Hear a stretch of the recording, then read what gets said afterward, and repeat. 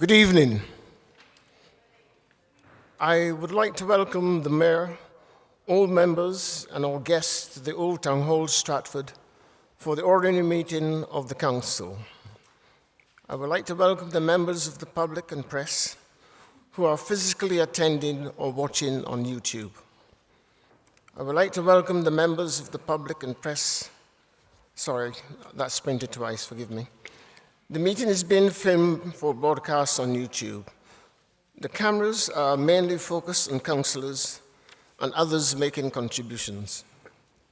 With regards to the meeting etiquette, all previous council meetings, unfortunately, we have had interruptions from the public gallery in attendance. I would like to take this opportunity to remind the public that to enable the council to conduct its business, if there are any interruptions at today's meeting, I will ask the individual or individuals to stop and give a warning. If this continues, I will give a second and final warning. Should the disruption continue, I will ask security to remove the person or group from the council chamber and will adjourn the meeting. Members of the council, please can I ask that you indicate when you wish to speak by raising your physical hand.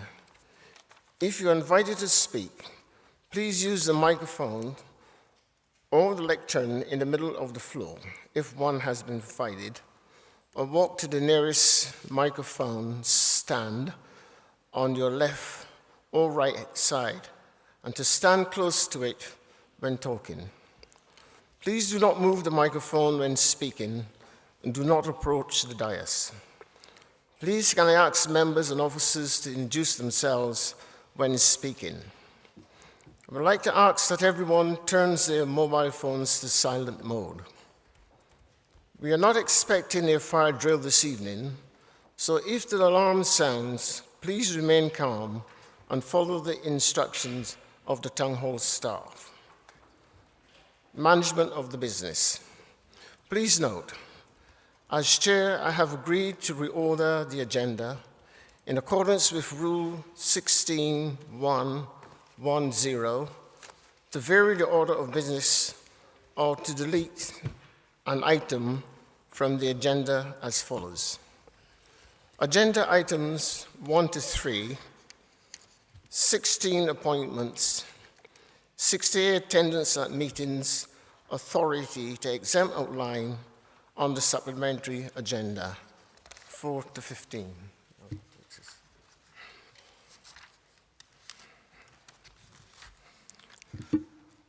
I now move to item 1, apologies of absence. I have received apologies of absence for this meeting from my Deputy Chair, Councillor Salim Patel, Councillors Terence Paul, Councillor Sabia Kamali, Councillor Havinder Singh Verdi. Are there any other apologies for absence from councillors to be recorded? Did I hear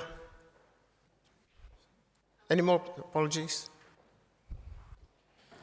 Councillor Pushpa Makwana and Councillor Patel and Councillor Tony Wilson as well.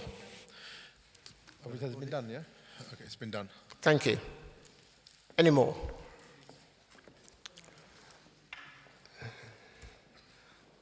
Item number 2, declarations of interest. I am now moving to item 2, declarations of interest, page number 7 on your agenda. Are there any members wishing to declare any disclosable pecuniary interests or any other interests that may have in any matter, I should say, wish Thanks very much, Chair. Wish to be considered at this meeting? Thanks very much, Chair. Just on agenda item 15, the motions, there's a motion about live facial recognition. I've already spoken with the monitoring officer about it, and I just want to declare that I work for a company that does provide such software, but I don't work within that software division, and it's not a pecuniary or disposable interest. Thank you. Hi, Councillor Nate Higgins. My partner is in the public, and he is asking a question, and I thought it worth declaring. And then the other interest is I checked with the monitoring officer about whether we need to declare trade union membership in relation to a motion, and I asked for written guidance, but we haven't had that, so I just thought it would be best if I declared that I am a member of Unite. Thank you very much indeed. Any more? Thank you. Chair, I wanted to just clarify when this needed to go if it's not listed on the declaration. Seek advice from the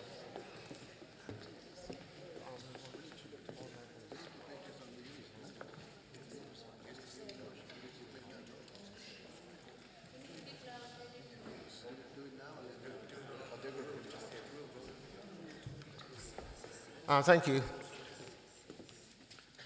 Most members, I believe, here this evening are members of trade unions.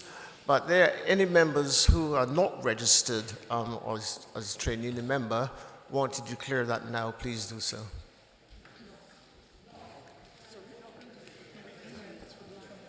If you're not registered,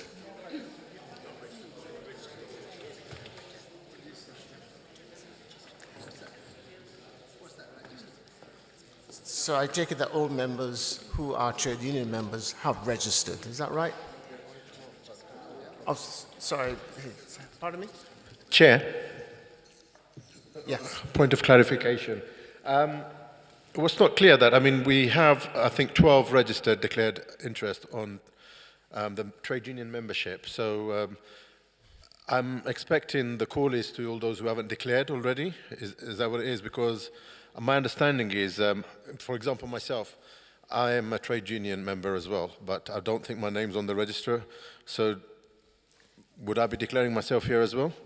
Please do. Yes, I think you'll have to do that. Okay, so then I'm a member of a trade union, and I think there are others who haven't been declared, so it needs to come up. Lots of hands are raised. Do you want to declare publicly that you are registered members of a trade union? If so, please come to the rostrum. Yeah. Yeah. Elizabeth Booker, Little Ilford Ward. I'm a member of GMB and UCU. Councillor Lee Parkway, Plaistow Ward. I'm a member of GMB. Thank you. Councillor Garfield, Stratford, GMB and Unison. Councillor Rohit Das Gupta, member of UCU, GMB and Society of Authors. Councillor Rachel Tripp, member of Unison. Thank you. Councillor Jane Lofthouse, NEU. Councillor Zulfikar Ali, Chair, and I declare my membership of the Unison. Thank you. Councillor Adina Hussain and member of GMB. Thank you. Councillor Alan Griffiths, I'm a retired member of Unison and the former head of campaigns and communications for the TUC, played the guitar at my 50th and 60th birthday parties. Councillor Rita Chadha, Community Union. Councillor Eric Chowdhury, Unison Union. Councillor Lester Hudson, GMB and Unison. Councillor Daja, GMB and Unite. Councillor Joy Laguda, Unison. Councillor John Gray, Unison. It is in my register of interest, though. Councillor Zubair Ghulam Hussain, GMB and RMT. Councillor Imam Haq, GMB, please. Councillor Shantu, GMB and Unison. Thank you. Lewis Godfrey, CWU. Councillor Carolyn Corbyn, Beck 2. Councillor Simon Rush, GMB. Councillor Madeline Pontin, National Education Union. Councillor Saeed Bashar, CWU. Councillor Mariam Darwood, GMB. Councillor Femi Falola, PSC and GMB. Councillor James Beckles, Unison and GMB. Councillor Mohammed Ghani, Unison. Councillor Mujibur Rahman, Unison and Unite.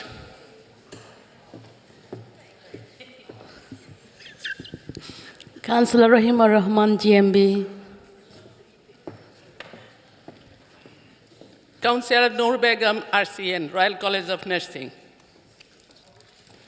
Councillor Jennifer Bailey, Unison. Councillor Luke Charters, GMB. Councillor Thelma Adoy, NEU. Councillor Larissa Zhelitskaya, Nasut. Councillor John Whitworth, Unison and UCU retired. Councillor Emma Verdi, Community Union. Councillor Sarah Ruiz, Unison, retired. Councillor Neil Wilson, National Educational Union, retired. Councillor Lakmini Shah, GMB. Councillor James Asser, Unite the Union and the National Union of Journalists. Brothers and sisters, this may be good for the soul, but can I suggest we get it added to the list of register of interest to save us this in future? Chair, I concur with Councillor Assa. However, I didn't declare which union, so I'm going to say local government branch of Unison, GMB, and associate member for PCS, Public Commercial Services Union, which is Civil Services Union. Thank you. Councillor Jemima McCalmont, Trade Union. Councillor Anthony McCalmont, GMB and UCU. Councillor Steve Brayshaw, ASCL. Councillor John Morris, GMB.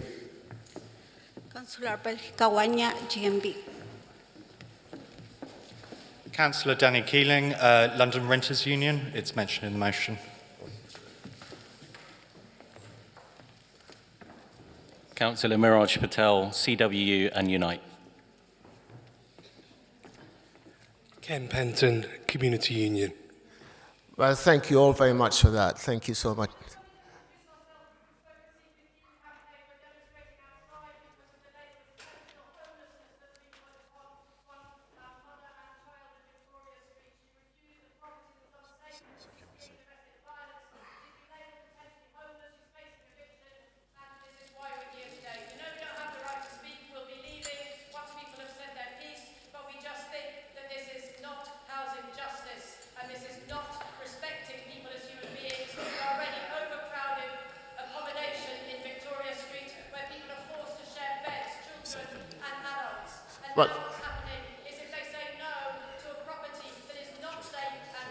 Well, can I thank you very much for that? But you're interrupting the meeting, so please could you not interrupt the meeting, and would you kindly take a seat, please, so that we can continue the meeting in the manner which is intended to be. Okay, we don't want to evict you, but we have the authority to do that if you do interrupt the meeting.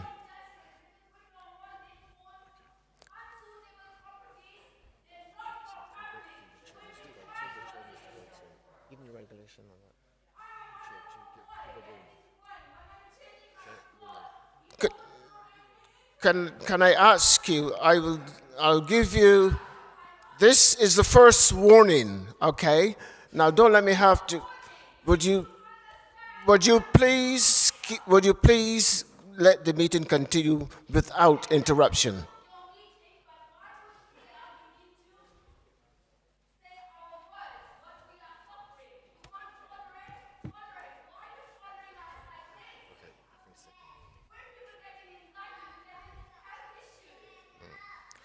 Right.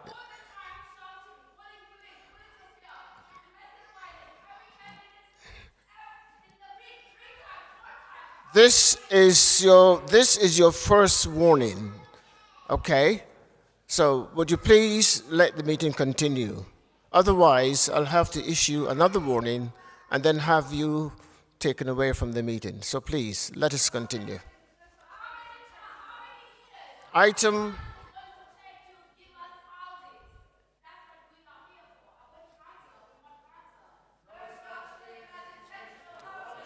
Now, this is your final warning. I now adjourn this meeting for 15 minutes so that we can continue. Meeting adjourned.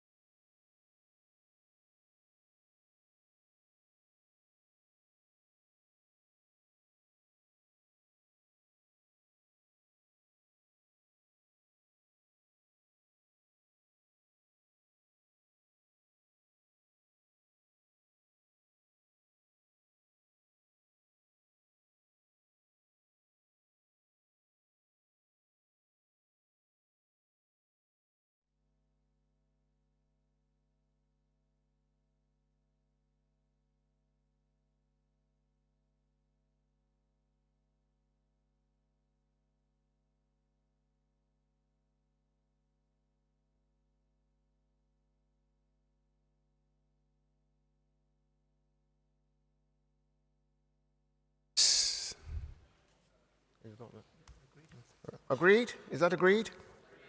Right. I now move to item 16, appointments. Are there any appointments to be announced? Mayor Fias. Chair, no appointments to be announced by me. Thank you. Appointment of the monitoring officer. I move that Satish Mistry be appointed as the monitoring officer from the 3rd January 2023 for an initial period of up to 6 months following his appointment as interim director of legal and governance for this period. Is that agreed?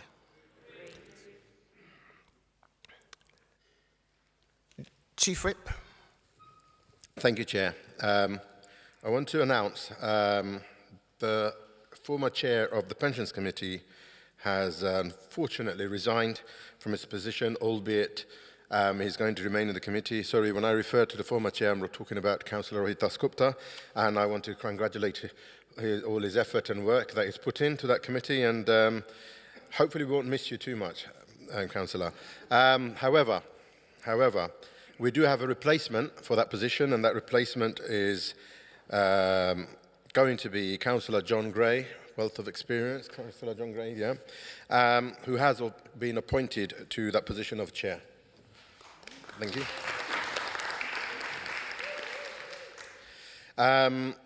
Chair, we also have a vacancy on the audit committee. It's been vacant for some while now, so do thank you for rearranging the agenda to have this item on board ahead. So what we have is the replacement for the former vacant position is going to be Councillor James Beckle. Yeah, thank you. And so that's for the audit committee. We seem to have, yes, standards committee is the next item. So the terms of office for the following independent members on the Standard Advisory Committee be extended as below, and that is Reza Chowdhury. We are asking for Council to extend his tenure to December 2024. And we are asking Julie Van Bussel, I do apologize if I didn't get the name pronounced correctly, to also be extended to May 2024. And we have Ashok Hussain, who is currently a member of the committee. We are asking for his term to be extended to May 2024. And Gary Moses, we are asking his term to be extended to December 2024. I've passed the meeting over to you, Chair, to have this agreed. Thank you very much. Is that noted? Thank you. Item 16A, attendance at meeting, authority to exempt. I am now moving to item 16A, attendance at meetings, authority exempt, which I have accepted as a matter of urgency. This can be found on page 3 to 5 of the supplementary agenda. I move for the reasons set out in the report. Council is recommended to approve a dispensation for Councillor Cecilia Welch in respect of attendance at any meeting arising under paragraph 1.1 up to and including the 19th of May 2023. Is it seconded? Lewis Godfrey, second. Is that agreed? Agreed.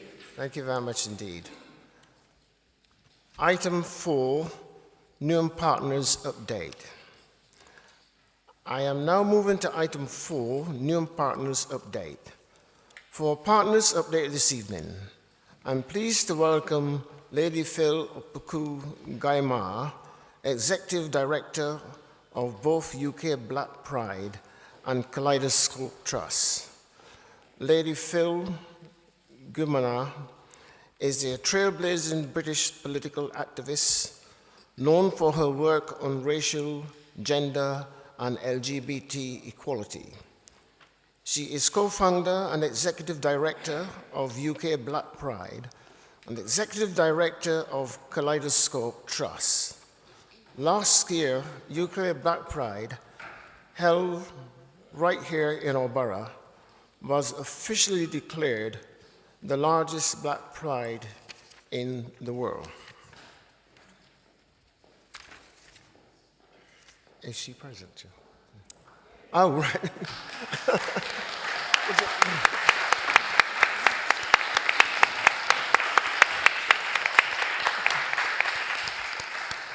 All right, welcome. Thank you. Yeah. Thank you very much.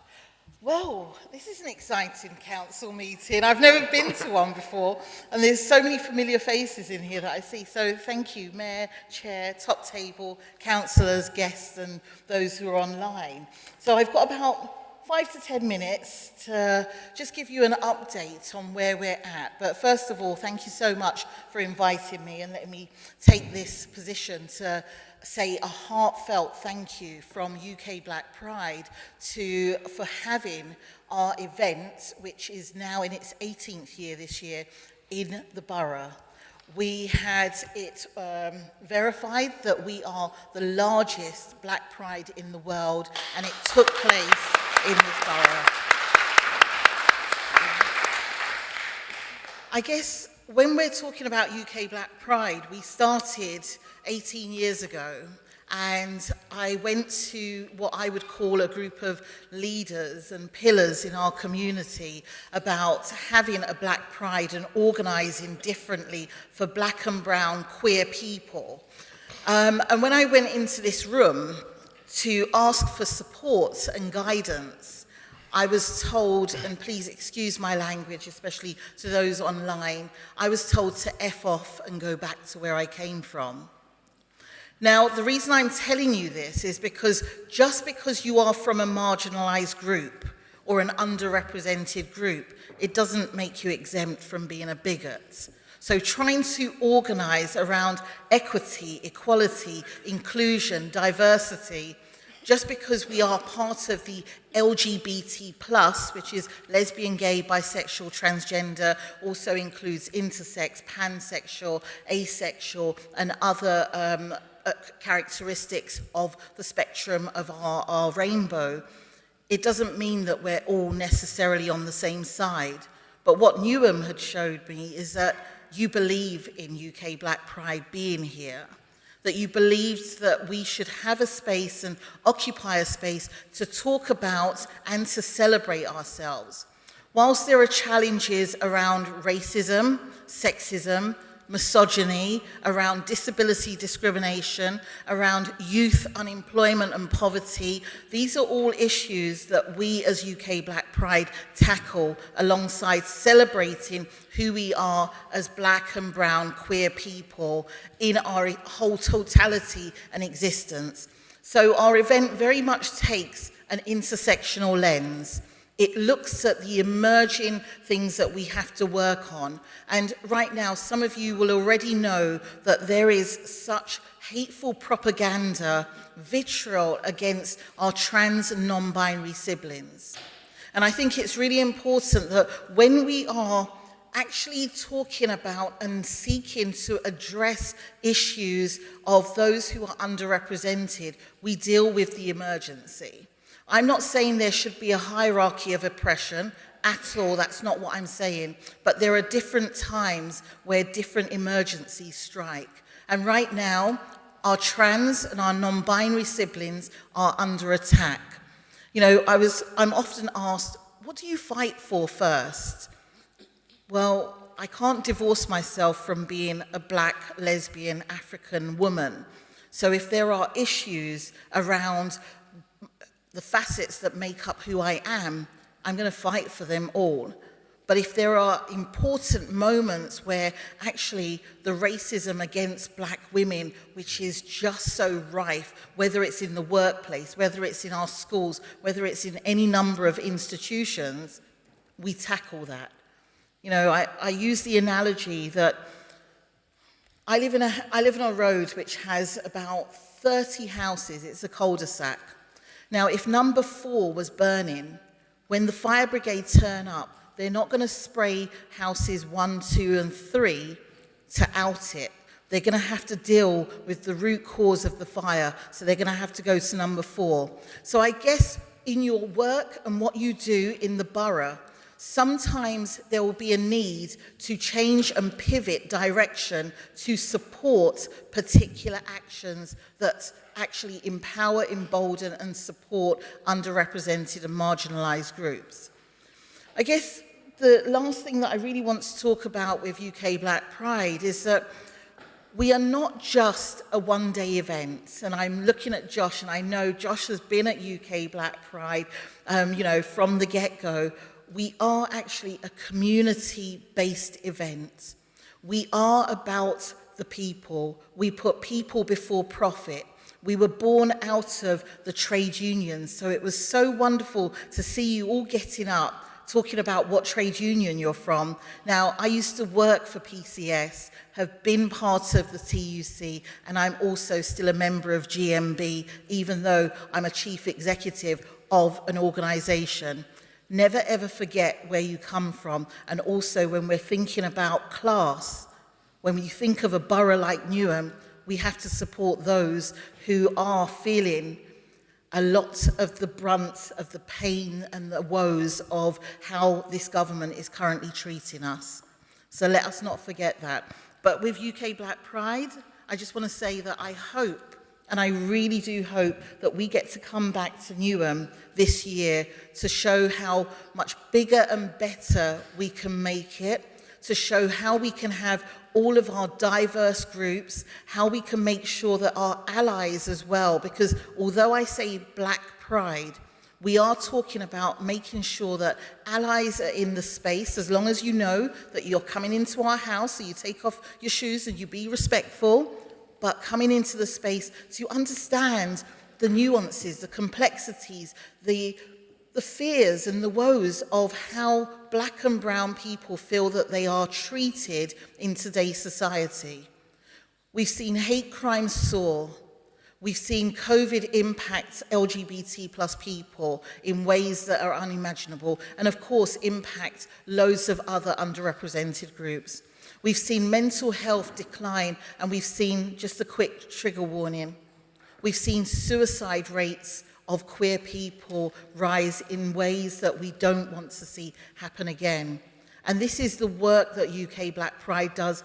So we are not just a one-day event, we are an ongoing event for many different communities that need our support, that need our guidance, and that need also funding and resources to be able to continue with the necessary work that they do, whether it's on HIV and AIDS, or whether it is around mental health, or whether it's something so bespoke around our trans and non-binary siblings. So I realise that time is coming to an end, and I am very much about sticking to time. But before I do, I would like to really acknowledge our trans and non-binary siblings and all of those that we have lost in a minute of silence. So if somebody could tell me when the minute is up, if we could stand and just acknowledge those we have lost and we loved. Starting now.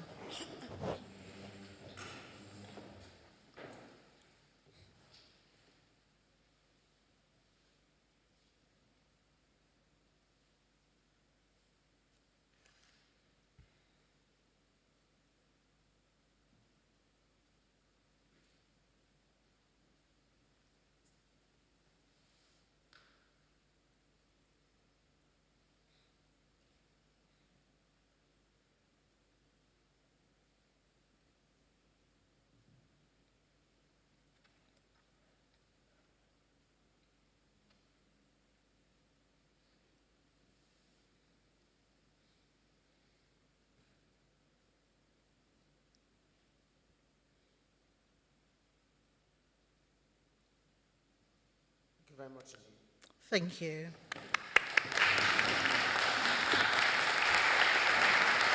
Thank you for acknowledging them.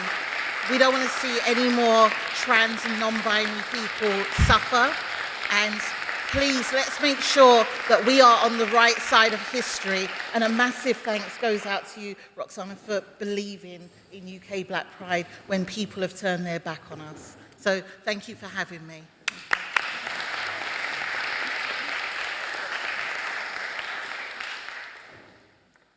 I would like to thank you very much, Lady Apuku Gaimar, and NUM supports the work that you do for the Black Pride community and others associated with that.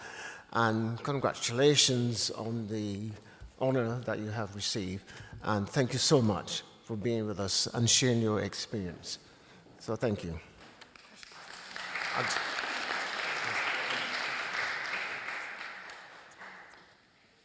Okay. The mayor's asked me to extend questions to Lady Gaimar. 10 minutes you have.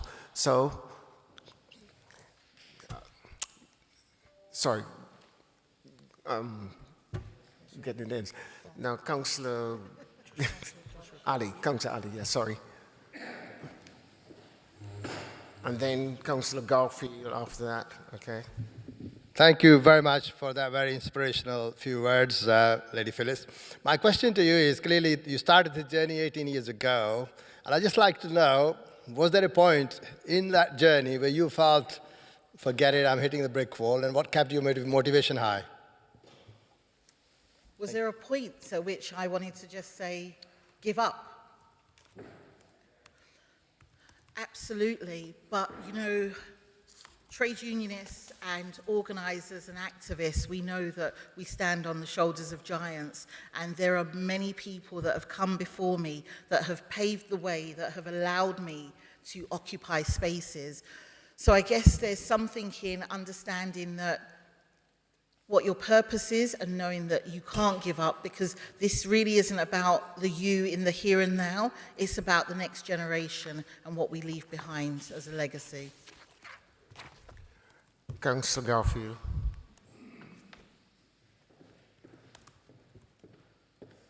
Thank you, Lady Phil. It's such a pleasure to have you here in Stratford once again. We had a great time last year, and it's been wonderful seeing the growth of UK Black Pride as a charity, a campaigning organisation, and just a source of power and pride and reassurance through all these years, charting the journey from Vauxhall through Hackney and now right here in Stratford. We're so thrilled to have you. I wanted to ask, you talk so eloquently and so passionately about the fight continuing and never letting your guard down and making sure that you're ready to put the fire out when it's burning. So I guess my question to you is, given the growth of UK Black Pride, we need to always be mindful of its foundations, of its roots. Everything from the trade union mindset that you talk about as a chief exec and the intersectionality of those real community grassroots organisations that make up the foundation of UK Black Pride and have done for as many years as it's been going. So how do we support you to ensure that this summer's UK Black Pride is still the biggest the world has ever seen, but is 100% the platform of those grassroots community organisations without whom UK Black Pride wouldn't exist? Brilliant question, thank you. And thank you for the question beforehand as well. So look, support. When people think of support, they always think, oh my gosh, they're going to be asking for money. Money is important, and I'm sure you as councillors all know how important the purse strings are. But there's things that can be done in kind. There is simple things like sharing our social media posts, getting involved, even volunteering your time. You know, the biggest one, and I don't want to put the mayor on the spot, but it's about securing space.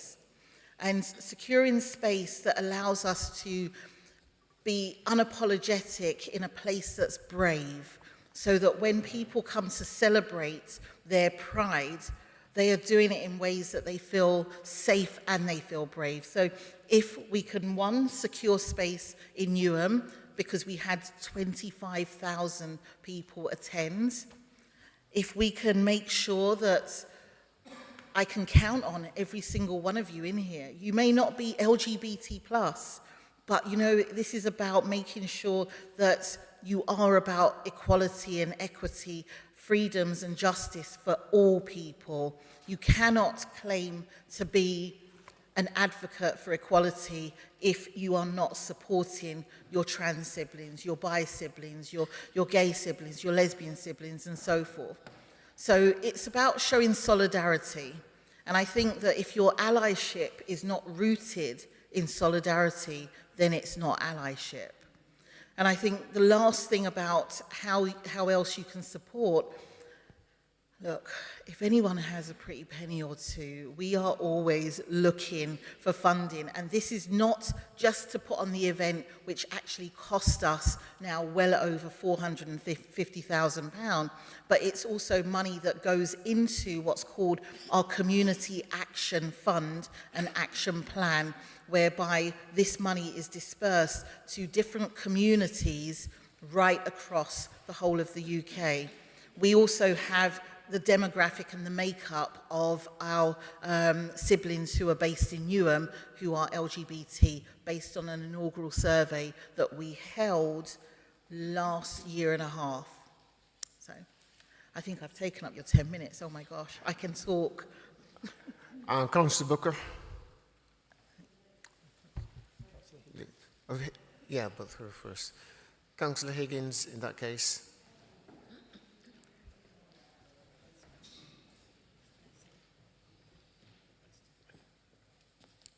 Thank you so much. It's an honour to listen to you and to hear about your experience of running Black Pride. I was at Black Pride this year. It was amazing. In my home, I'm a councillor in Stratford, so it was a really amazing experience. I also wanted to thank you for holding that minute silence. We have a motion on the agenda later today that requests the same, so I would consider, if that's approved, that we've held that minute silence. So thank you so much.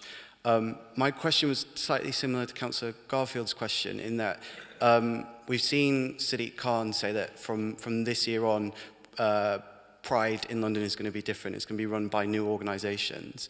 And I wondered if you had any thoughts about your experience of running Black Pride, about how we might make, as Councillor Garfield said, Pride in London a real grassroots organisation that isn't about commercialisation and isn't about private interests making money, but a real expression of lived experience. And again, I wanted to say thank you. Thank you so much, Councillor. Let me be really clear. There's no secrets about how UK Black Pride has been treated by Pride in London in the past. So all I can say is that if any pride, and I've been to over 50 prides around the world, but if any pride wants to be meaningful and intentional about the changes it has to see, it has to put the people first. It has to understand its communities. It has to understand that the commercialization of prides has to go away. I'm not saying that you don't have the people to sponsor, but do your due diligence. I mean, if you're going to have, I don't want to name and shame, but hypothetically speaking, if you're going to have Amazon sponsoring and have them at the forefront, then I think there's a question about workers that work for Amazon who might be queer. Are they being treated right, and are they being treated fairly before you start taking money and putting them at the forefront of your pride? So, and I don't want to pick on Amazon, let me just say that, in case they want to give us some money. But so I think that if London Pride are to change, I would like them to value and respect every single volunteer that makes that happen.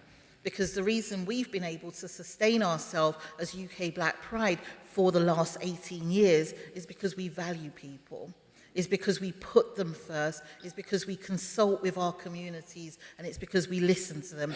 And we're also accountable when we get things wrong. And I think that you all know, as councillors and guests in this room, when you get things wrong, you hold up your hand, but you also say, how do we make it better?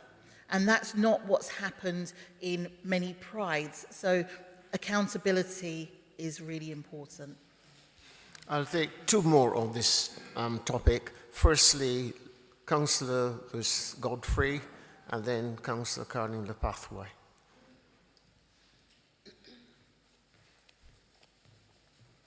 Lady Phil, thank you so much for that amazing speech. And thank you so much for the invite to Black Pride next year. I will be taking you up on that. I was particularly moved by what you were saying about the trans community, and as I'm sure a lot of people here know, in Stratford we have a huge number of trans people.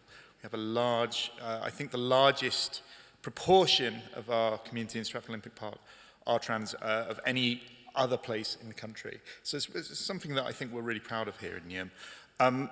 Nevertheless, there does seem to be this culture war raging, mainly on the internet, not really in person, but it still sort of seeps at us, and it's still something where we have to defend the rights of people.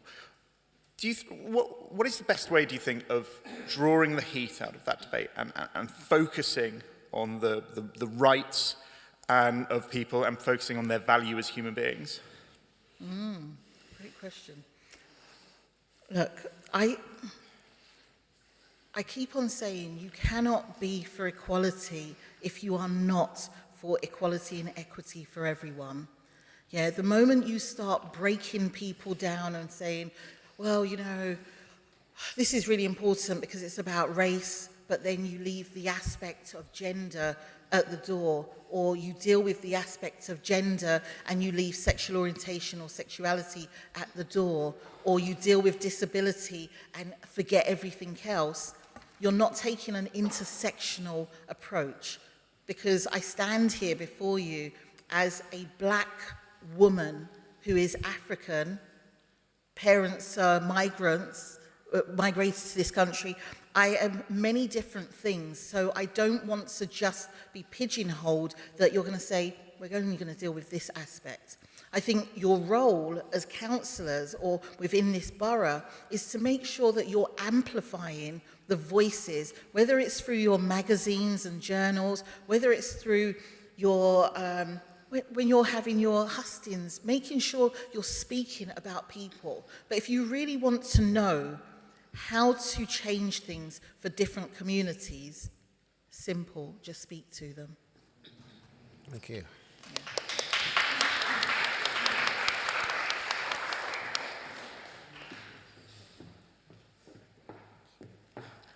Thank you so much for coming today.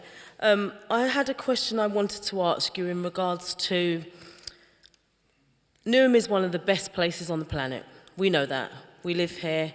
This is our home. This is where we choose to represent people that are in our communities. But I guess my question for you is, how do we create an equitable, safe space for our young people that may identify as trans, as gay, as lesbian, and so on and so forth? How do we make sure that the environment in which we occupy is a safe space for those? Brilliant question again. I mean, gosh, you guys have had great questions. Let me say that there's something about the data, and Newham's data has shown the richness of LGBT plus people, and this has come out in the ONS data that's just literally come out. I would say if you know and understand your demographic and you know where young people are, survey them, ask them for information, create roundtables and conversations and safe spaces for them to talk about their needs, their hopes, their dreams, their aspirations. Make sure that that young group is also diverse and speaks to young trans people, young disabled people. Have signers available, have resources, and have ways of signposting them if it's about them sofa surfing or in precarious work to organisations like AKT or Stonewall Housing. Utilise those resources that are already there and signpost them so that they feel that they're not alone. Because young people, I mean, I'm a mother to a young woman who's 27. I know you're all thinking, damn, she looks good. I do. I know. And for me, this is really about what are we leaving behind for that next generation?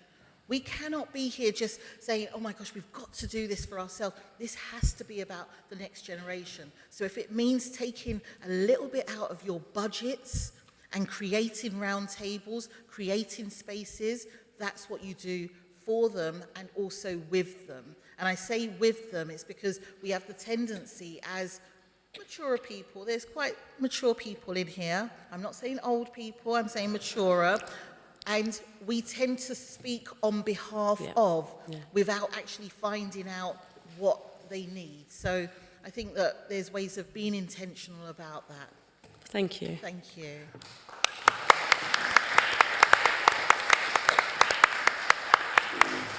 Can I thank you once again, Lady Apuko Gaima, for coming to see us and for your warm words and for taking on the question from our members. You can come again if you so wish. So thank you very much indeed. And I'm just going to say my surname is, you've got a posh way of saying it, so it's great. It's Apoku Jima. Oh, Jima. Yes, Apoku Jima. My apologies. So thank you so much, Thank Chair. you. And thank you, Mayor. Thank you very much.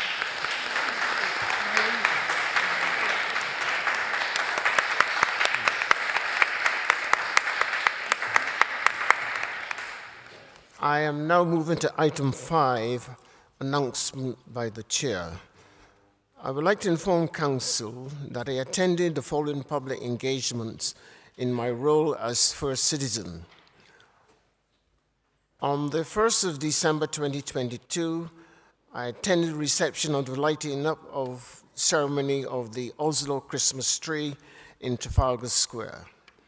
On the 11th of December, I attended Waltham Forest Leaders Reception at Waltham Forest Town Hall. On the 15th of December 2022, Epping Forest Tree Planting Ceremony in memory of Her Majesty Queen Elizabeth II, along with the mayors of Waltham Forest and Redbridge, and His Royal Highness the Duke of Gloucester. I also planted a tree as well. On the 20th of December 2022, I played the role of Santa Claus at... I don't know what you're laughing at, actually. Santa Claus at School 360 in Stratford. I would like to thank Councillor Garfield for suggesting this, and it was very well received by the school. And one little fellow came up to me and said, "You look funny." I said, I am funny. On the 22nd of December, Stratford First Menorah lighting up in E20. And I think I was invited by Councillor Garfield again, and I got soaked because the rain fell throughout the procession. And on the 12th of January 2023, I attended the Lord Mayor's London Government Dinner at Mansion House. Also in attendance from Newham were Mayor Fiaz and Interim Chief Executive Colin Ansell, Interim Chief Executive of Newham. On the 15th of January 2023, I attended the Pongal Lights celebration. Mayor Fiaz was also present, and that was last night. Very cool, but well enjoyed. Can I announce that the LGBT month in February? I'm pleased to announce that Newham will be celebrating LGBT History Month next month.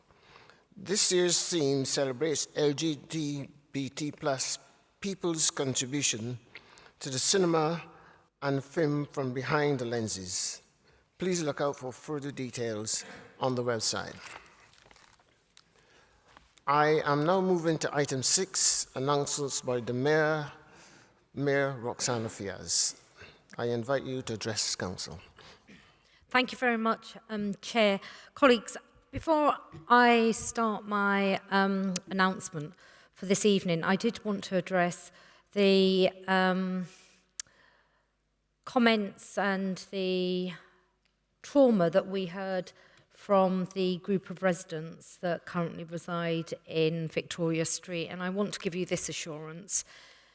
Every single month, over the past 8 months, myself and the Cabinet Member for Housing Services have been holding meetings with all residents, and we are progressing with our plans to decant families with children from Victoria Street.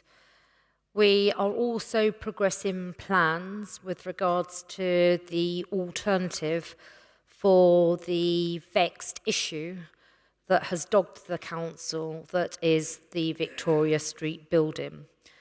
Before Christmas, we published a paper that set out how, despite its original conception as a place for families, yes, with children, to be homed, was then converted into a housing unit occupied by single-person households who were placed in bedsits. We are progressing with a viability study to look at the options that were presented before Cabinet as to what happens next.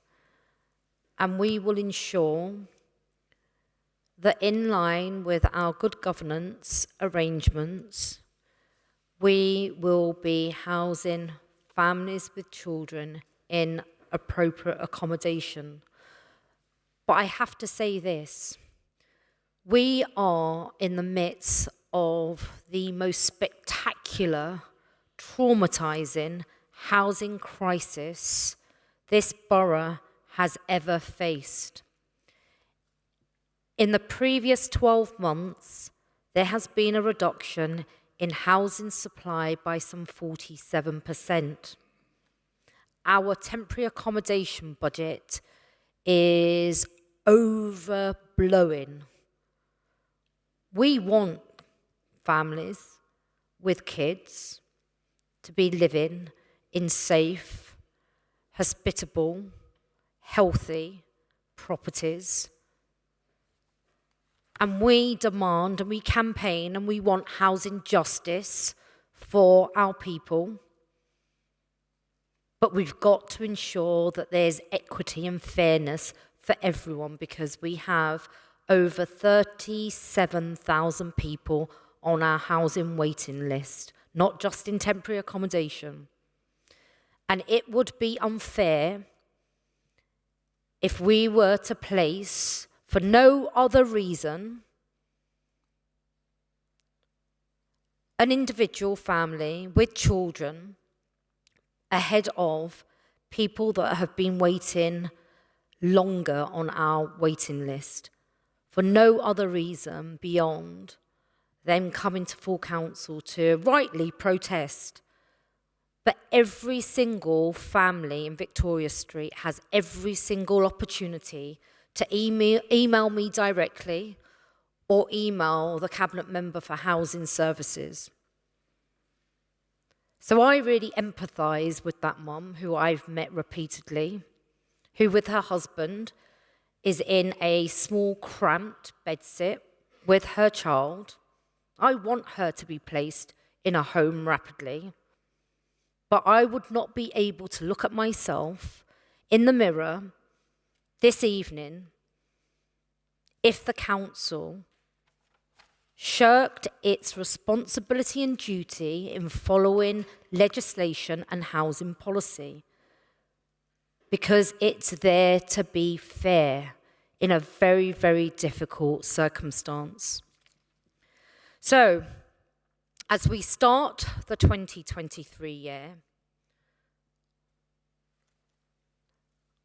I appreciate that all of us will have muttered our customary resolutions of getting fit, not drinking so much, being nicer to our partners or our friends, and even, hey, strangers. But I've started mine with hope and determination. Determination that despite the madness created by this Conservative-led government overseeing one of the worst financial crises to hit our country, with a cost of living catastrophe facing our people, who will be the hardest hit by this latest recession facing us. I face this 2023 year with hope and determination because I have the privilege and the honour to once again serve and lead a cabinet and work with Labour colleagues to transform Newham, to make it a fairer place. And that's what we will continue doing in this 2023 year. And it is why, when I see parents with kids protesting for housing justice, I step into this week 3 of this new year with hope and determination, because I want to change things. And we will continue to accelerate all those actions and commitments to our residents here in Newham. And those commitments, through those actions, are a demonstration that we are an administration leading a council to get stuff done, and also to get stuff done right first time. And across every part of this borough, we continue to put residents first in our journey of building and creating fairness, despite the cost of living crisis. Delivering and campaigning for fairer outcomes for every resident of Newham, regardless of their background or circumstance. It's why we were one of the first boroughs to not only recognise the cost of living crisis hurtling towards us, but why we were one of the first few boroughs to establish a dedicated cost of living task force. And from recent new census data, we know Newham faces faster than average population growth, an increasing number of residents in the private rented sector, and a significant growth of residents facing unemployment and needing jobs to keep the roof over their heads. And most recently, through the census, we have cause for celebration of our diversity, especially a place where we have the largest trans population. That is to be celebrated and acknowledged as we show, as allies and members of that community, the absolutely undeniable right, human right, not only in Newham, not only nationally, but globally. And we will continue in this 2023 year to take action to help all those families living in Newham who have a disposable income of £10,000 below the London average. It is why we will continue to take action when 50% of children in Newham live in poverty, and when we have seen a 20% increase in children living in poverty over the past 12 months, despite at least one parent working. And that's why we will continue to take action to support families where even 2-parent households with 1 child and a joint income of £60,000 are still struggling. We've taken loads of actions, our Warm Havens, our £4 million household support fund, the 3,706 families receiving immediate financial assistance with food and energy, and a whole raft of grants to the tune of £500,000 that have been issued to families here in our borough through our Money Emergency Support Team. And then all of those children in primary school who are being supported through our holiday vouchers scheme, our primary schools and our secondary schools, all 19,000 of them. It's a demonstration of actions that we are doing under this Labour administration for all of our residents, and we will continue, because doing the right thing is the right thing to do.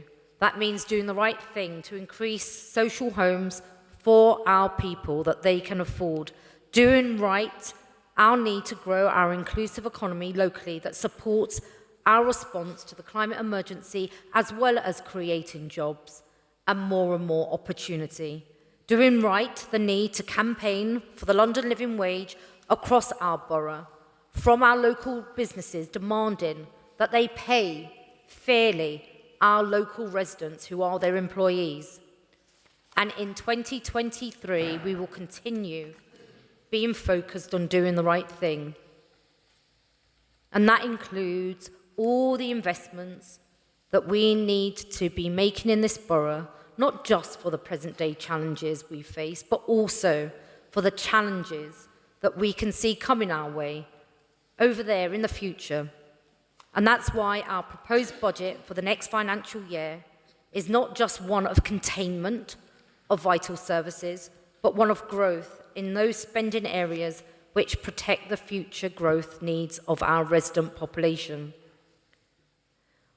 We will need to, however, keep on campaigning for a better and a fairer funding deal from central government. So let's not fear challenge. Let's remain strong and focused. As the former Labour Prime Minister, Gordon Brown, has said, in the face of adversity, it is fighters and leaders who change the world. We fight and we don't walk away from the crisis. And if people do not believe politics can make a difference, and then let us show them. And that is why, here in Newham, we are showing how we are change makers for our people. Thank you.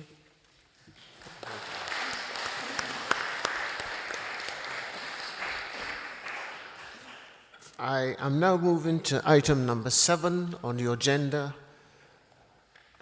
Announcements by the Interim Chief Executive. The Interim Chief Executive have no update for us, so I'm moving on now to item number 8. Any member of Cabinet, Deputy Cabinet Member or Commissioner who wishes to update Council may be allowed to speak for up to 3 minutes. There shall be no debate or questions allowed. Does any member of Cabinet, Deputy Cabinet Member or Commissioner wish to speak? Councillor Garfield, you have your hand raised.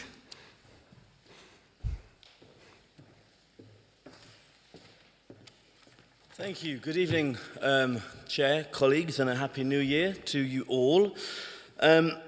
For the benefit of anybody watching at home, I'm Councillor Joshua Garfield, Newham's Cabinet Member for Education, and this evening I want to give you an update on our SEND improvement journey.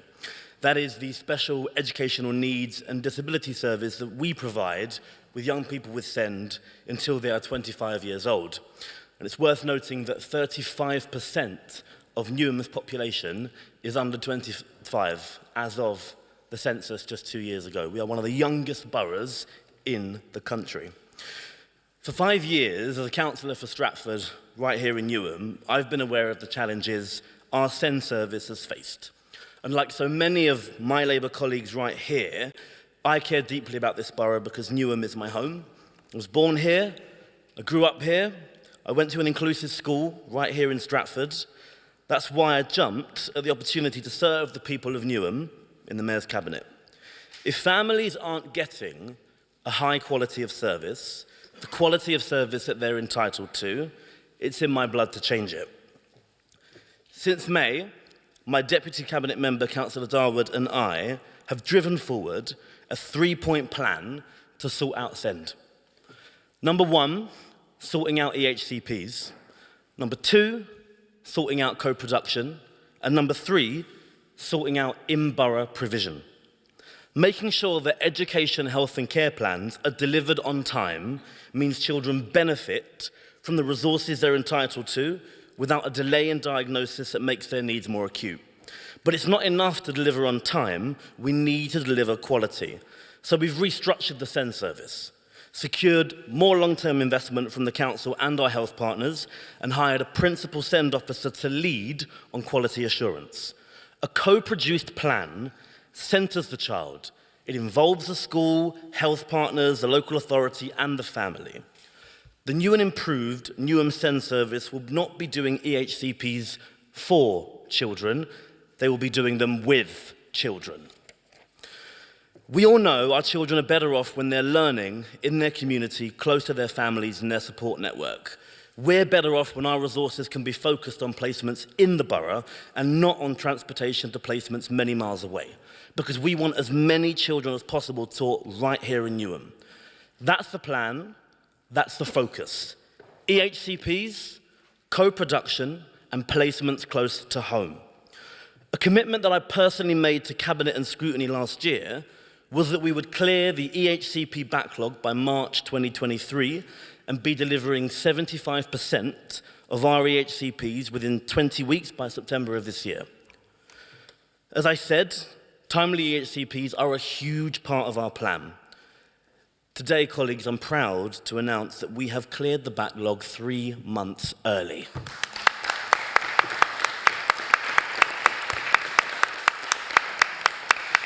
This will free up members on our teams to work on current EHCPs, co-producing inclusive plans for families with children of all needs. And we've got a proud history of inclusive education.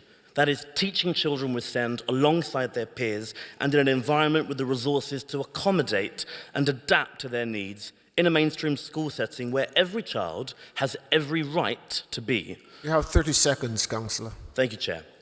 Just this morning, Councillor Darwood and I had the pleasure of visiting Nelson Primary School in East Ham, a shining example of the inclusion we want to continue seeing right across the borough. It was a joy to see children with dedicated SEND support thriving in a whole school environment.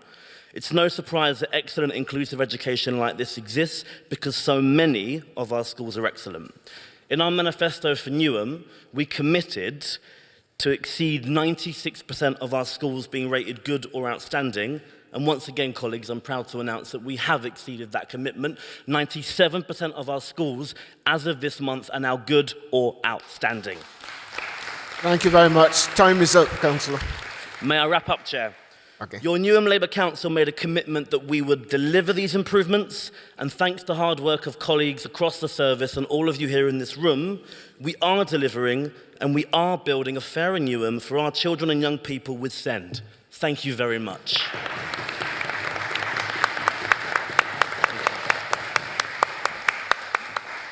Any other Cabinet updates? Cabinet members? Thank you very much indeed. Thank you very much, Councillor Garfield, for that.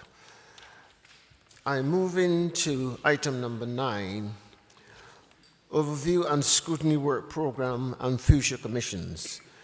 Councillor McAlmont, do you have any updates you wish to provide Council this evening? Councillor McAlmont.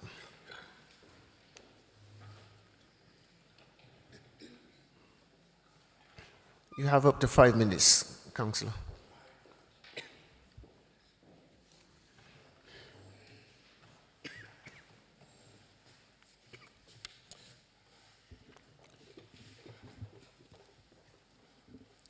Thank you, Chair. If it's not too late, I would like to wish you all a very pleasant New Year. Yeah.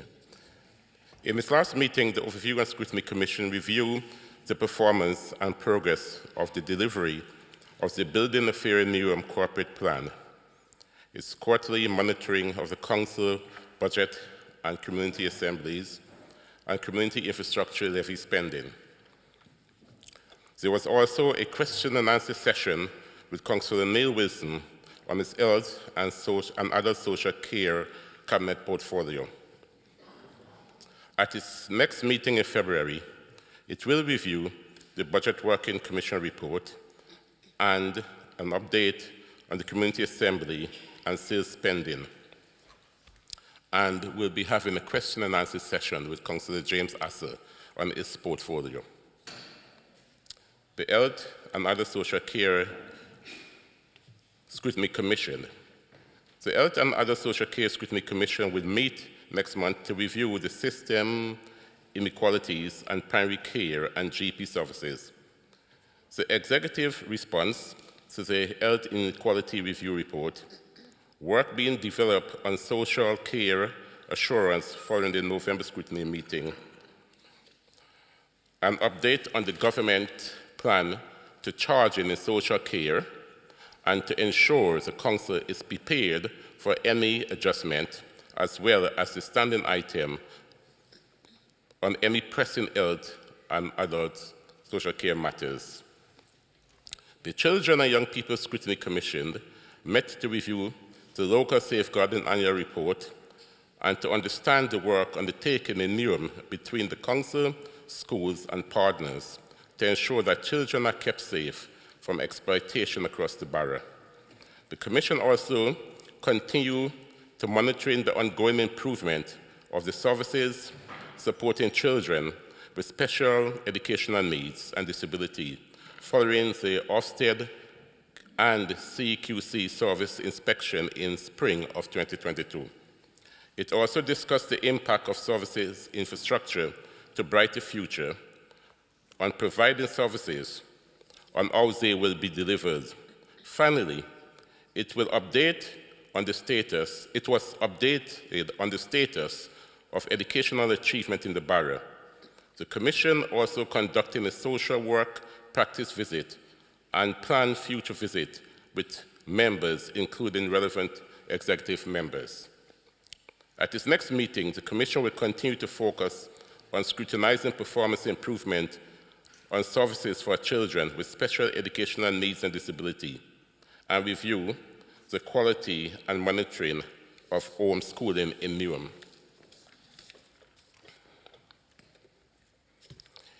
In its last meeting, the Crime and Antisocial Behaviour Commission reviewed the strategy and stream of work to keep women safe and the domestic abuse needs assessment and strategy.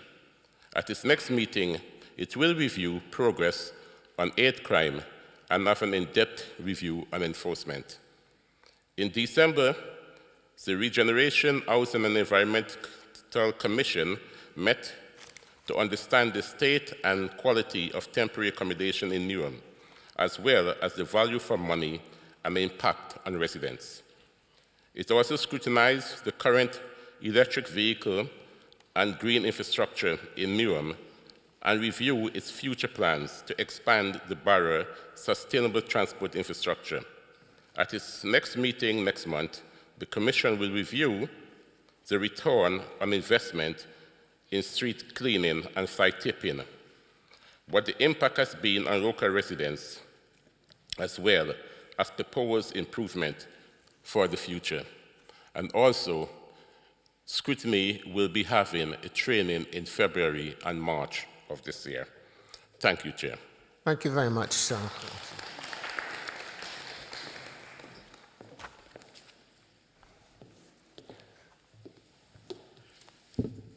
Chair, can I come in? Yeah, please do. Okay. What's the topic? I wish to move Standing Order Section 16.1.9. And the purpose? Sorry? Reasons? The reason is to allow the council report. I think there's a report pending to make sure that that report gets passed. I think it would be best that we extend the standing orders to allow that to happen. By how many minutes? I think the Constitution only allows it by 30 minutes. Unless we can do it for lesser, then I'll say 15 minutes. Thank you. Do we have a seconder for that? Thank you. There's a seconder. Those in favor of the extension? Thank you. Those against? Abstentions? That is carried. Thank you, Chair. Council extends for 15 minutes, the agenda. Item number 10, deputations. I'm now moving to... No question. Yeah. Item number 10, I can inform the Chamber that there have been no requests made to the Chief Executive for staging of a deputation under Rule 28 of Part 4.1 of the Constitution. So I will move on to the next item. Chair, point of clarification before we move on to the next item. The motion that had just passed, was that for 15 minutes or was that for 30 minutes? 15. So 15 minutes is permitted as per the council constitution? Yeah. Okay. Thank you.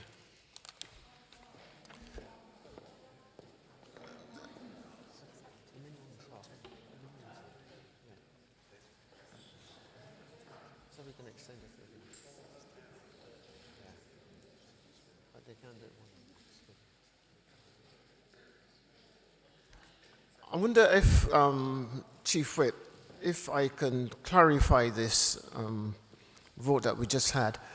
standing orders can be extended up to 30 minutes, okay, rather than 50.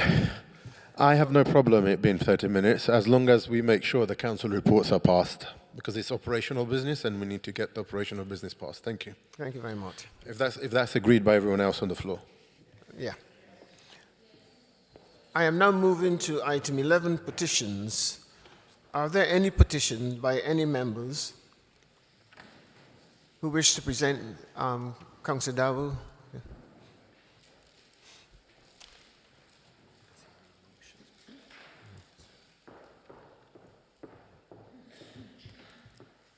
Thanks, Chair. I have a petition from Manor Park residents asking the council to invest more in the council's enforcement officers to allow for late shifts.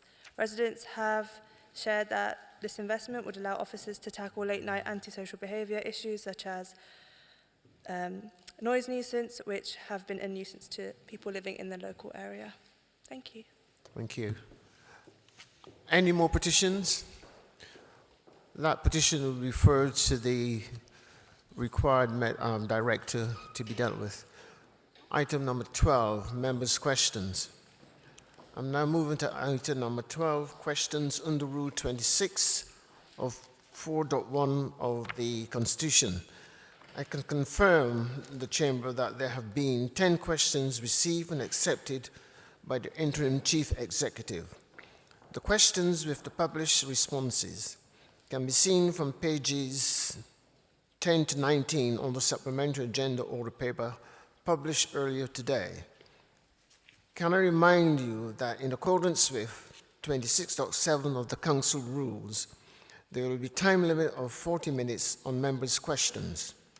There are 2 questions each from Councillors Simon Rush, Rita Charter, Danny Keeling, Nate Higgins, with single questions from Councillors John Morris and Elizabeth Booker. To assist the Council in this process, we will introduce the following procedure in accordance with the Council's Constitution. Each member to ask their question or to confirm as published. All members will be given a verbal response to their questions by the appropriate member, but can request as published. This is to allow the Council to progress the agenda on this occasion. Under Council Procedure Rules 26.5, any supplementary question asked must arise directly out of the question or reply, and members must phrase those questions appropriately and not seek to make a statement. Should members fail to heed this requirement, I will intervene to stop them.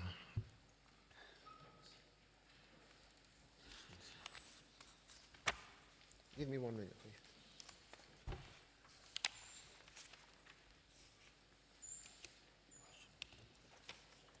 Right, question number 1.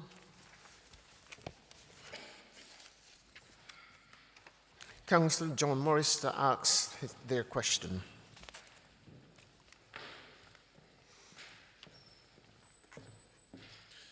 Question is table, Chair.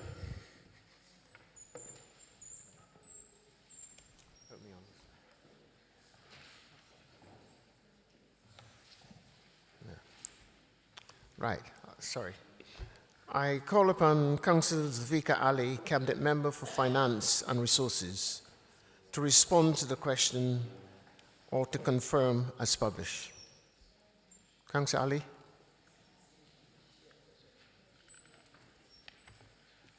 Thank you, Chair. Answer is as tabled, and if there's any supplementary, I'll be happy to answer. Thank you.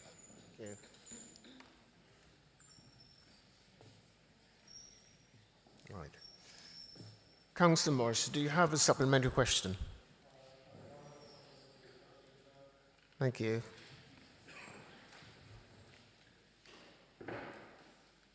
Question 2. I call upon Councillor Simon Rush to ask their first question. Councillor Rush.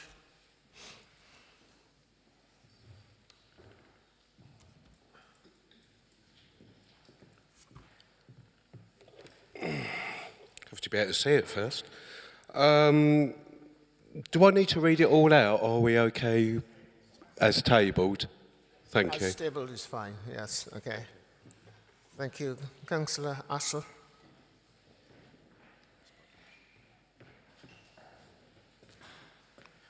Thank you, Chair. To save my legs and time, all my written answers are going to be as published to save me having to run back and forwards and say it, because I've got a number.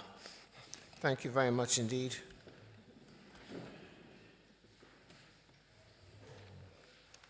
Do you have a supplementary, Councillor Rush? Hello?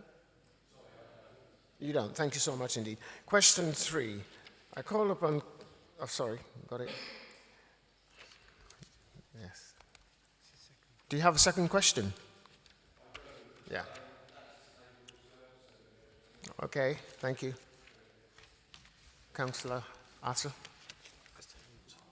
As stable. Thank you. Question number 4. I call upon Elizabeth Booker to ask the question.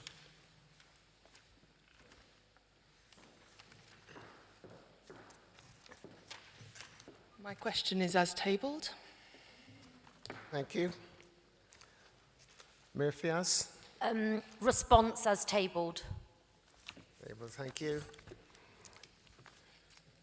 Do you have a supplementary question, Councillor? No supplementary. Thank you so much indeed. Thank you.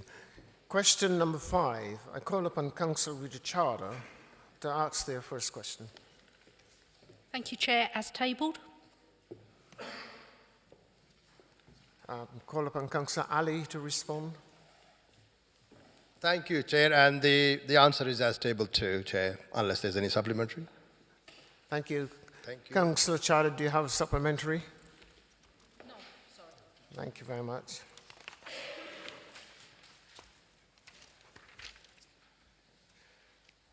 Question number 6, I call upon Councillor Rita Charter to ask their second question.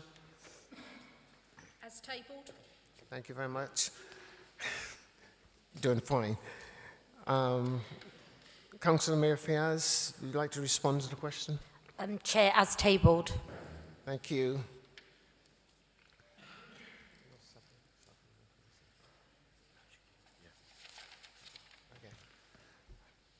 Councillor Charter, do you have a supplementary question? No, thank you very much indeed.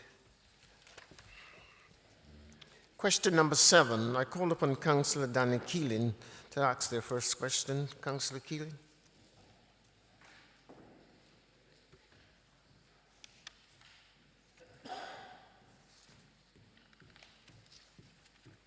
I'd like to thank the Mayor for her response and Councillor Ali, but they're both as tabled and no supplementary.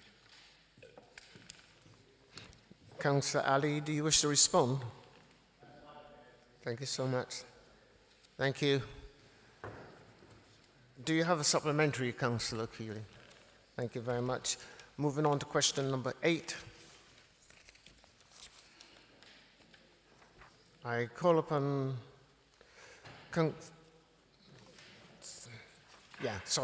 upon Councillor Danny Keeling to ask his second question. Thank you very much. Call upon Councillor Zulfi Ali, Member of Finance and Resources, to respond. Thank you so much indeed. Councillor Keeling, do you have a supplementary question? Thank you. Question number 9. I call upon Councillor,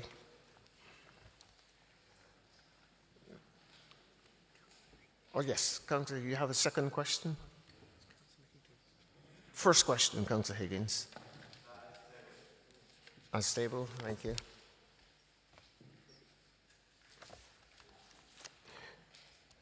Do you have a... I call upon Councillor James Asser, Deputy Mayor and Cabinet Member of Environment Sustainable Transport, to respond to the question. As stable, John? Thank you very much indeed. Councillor Higgins, do you have a supplementary question? Thank you. Question number 10. I call upon Councillor Nate Higgins to ask his second question. Thank you. Councillor Asser. Thank you very much indeed. I think we're doing well here.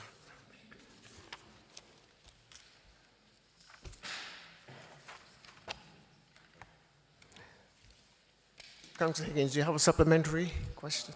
Thank you very much indeed. Councillor Assa, do you? No supplementary, thank you. I now move to item 13, questions by the public. There are 6 questions from members of the public expected under Rule 29 of Part 4.1 of the Constitution.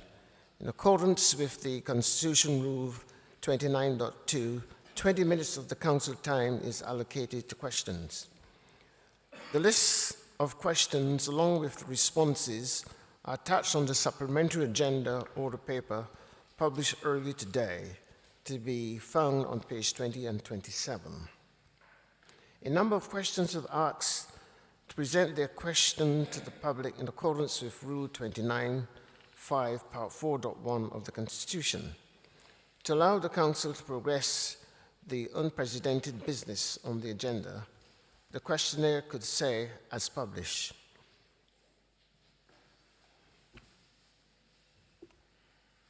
I call upon Joe Hudson Small. Questions 2 and 3.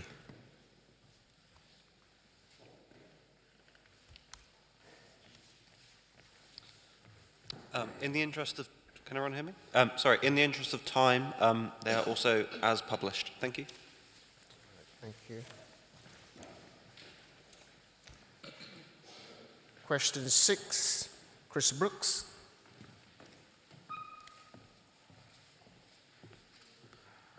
Thank you, Chair. Last meeting was themed on race, disproportionality and the cost of living crisis. As a resident concerned about this, I was frustrated that no motions on the theme were heard. The agenda was amended to move motions to the end of the agenda, and the Council voted against extending the meeting so that there would be time for motions. It feels like the Council doesn't consider race, disproportionality and the cost of living crisis a priority. What will the Council do to ensure that motions are heard so that meetings are an effective use of time and residents are properly represented? Thank you.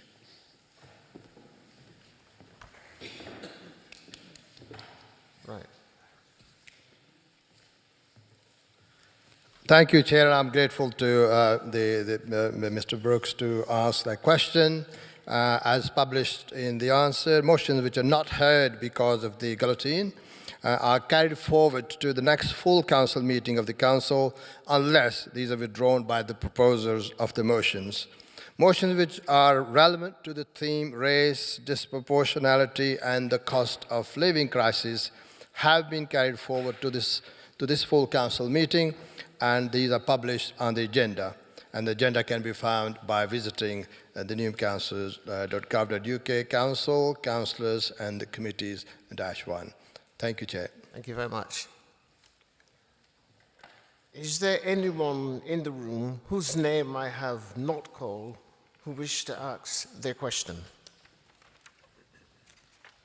I take it there's no one. Thank you. This concludes the item, and I will now move to the next item.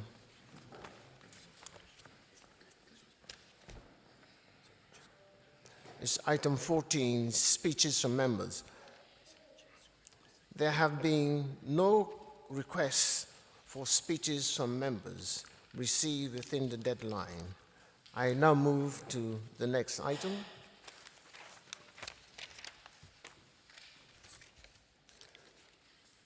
Which is item 15 on the agenda pack. I have received notifications of an emergency motion from Councillor Beckles. The motion is defending the recommendations of the Windrush. I have agreed to accept this motion in order to make a response to the Home Office proposal. This motion will be debated first. The details of the motion will be set out in the minutes. I have received notice of a further 9 motions for discussions at Council this evening. Defending recommendations of Windrush James Beckles.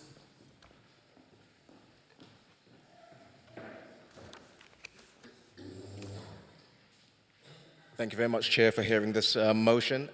As stated by the Chair, this is an emergency motion to defend the recommendations put forward by Wendy Williams and on Windrush. Newham Council believes that many of the people affected by Windrush, the Windrush generation, have been wrongly detained, deported, and denied their rights. This was an injustice for many black Britons who had their lives devastated by Britain's deeply flawed and discriminatory system. This was a result of the Conservative government's hostile environment campaign and part of their legislation that they put forward in 2012. Point 4 sets out that implementation of the 30 of Wendy Williams' recommendations of her independent Windrush Lessons Learned review is crucial to delivering justice for the Windrush generation, many of whom are in their late 70s and 80s, like my parents, and probably should be looking forward to a retirement free of any burdens and strains that their time in this country has given them, but instead are now facing legal challenges to their very rights to live and work here.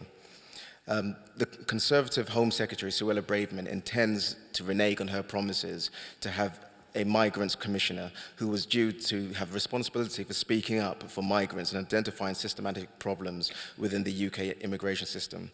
The Home Secretary intends to abandon the promise to increase the power of the Chief Inspector of Borders and Immigration, the ICIBI, and downgrade the post-Windrush reform programme. The Home Secretary intends to disregard Windrush reconciliation events, which I feel, and I hope you do as well, colleagues, would set back the campaign that many have fought for, and of course many have died fighting for. Labour MPs such as Stephen Kinnock, Diana Johnson, Janet Davey, Dawn Butler, Kate Asamoah, Paulette Hamilton, Imran Hussain, Farrell Clark, Meg Hillier, Helen Hayes, Stephen Timms have all challenged the government in Parliament on their plans to renege on the Windrush Lessons Learned review recommendations. So therefore, colleagues, I ask that Newham therefore resolves to write to the Right Honourable Suella Braverman, Home Secretary, asking that all of the Wendy Williams recommendations from the Windrush Lessons Learned are implemented in full, and I move this motion. Thank you.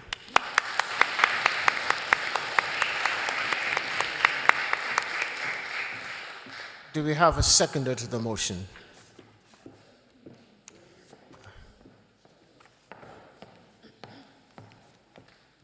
Good evening, Councillor Lester Hudson. I'm seconding this motion. My parents also part of the Windrush generation. Mum came over in 1959 by boat. Dad came over in 1949, joining my grandfather, who came over just after the Second World War. Both my parents and their friends who located themselves in Newham have paid income tax, have paid national insurance, have paid council tax, and have contributed doing really crappy jobs.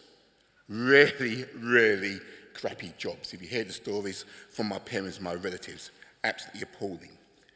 Interestingly enough, Mum and Dad were quite fortunate not to be caught up by this, because they went on holiday in 1962. And Dad tells me the story that he got his British passport, went over to Victoria, 20 minutes, sorted out his British passport. Roll forward 60 years, you're lucky to get a British passport in 6 months. Unfortunately for some individuals who have paid their income tax, paid their national insurance, paid their council tax, worked in really crappy jobs, who haven't sorted out their paperwork, they've had the indignity of the British government knocking on their doors and saying, we're going to deport you, after contributing a great amount of time and effort to the UK economy. You've only got to talk to older residents who worked at Ford's, and I think it's a rite of passage for my parents' generation that you did a really crappy job at Ford's, and it was a really bad place to work. So I ask you to vote for this motion, because it can actually make a difference, because we're talking about a Conservative government which is doing the dog whistle about immigration, and my parents' generation have made a great contribution. Vote for this motion. Thank you very much.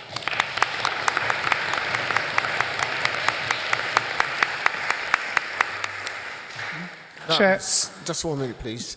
That was Councillor Hudson seconding the motion. Chair, I would like to move a point of order. In accordance with Rule 17.10.5, I ask that the question now be put and we move straight to vote. Is that agreed? Firstly, is it seconded? Seconded, John Gray. Those in favour of the motion, please show. Thank you very much. Anyone against? Any abstentions? That is carried. Therefore, let me get with you.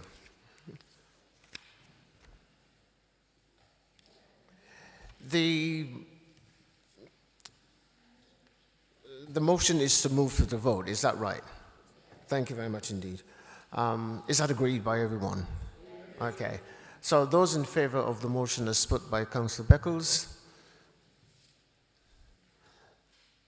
Thank you very much. I think that's unanimous. Anyone against? Any abstentions? That is carried. Thank you very much indeed. Moving on to the second motion, which is live facial recognition surveillance, and that's moved by Councillor Chowdhury. Ari?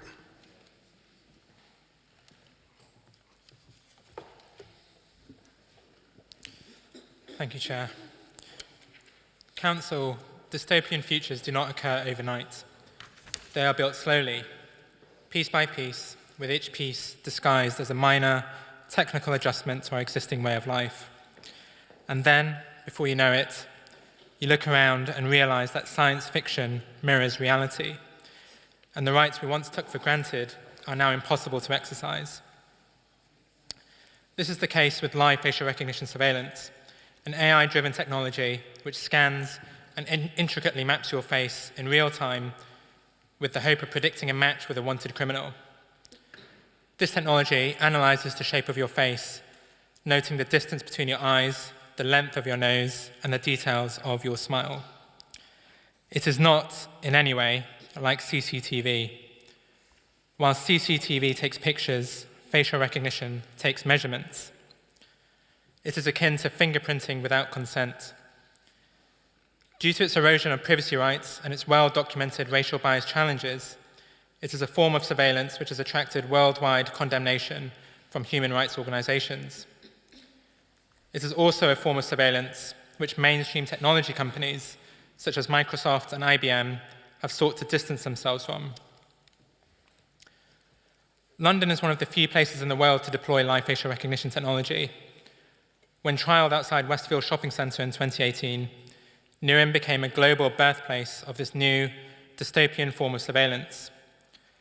Its first operational deployment was also in Newham back in 2020. As councillors, our role isn't to just be a middle entity for managing casework. It is to be political representatives of the people of Newham, taking an interest in all things that happen within the borough, no matter how complex, and regardless of whether it sits outside of our statutory duties.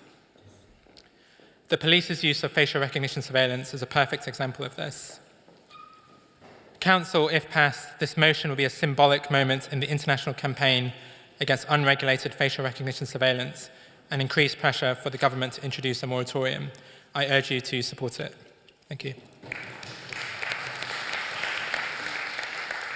Do we have a seconder to the motion?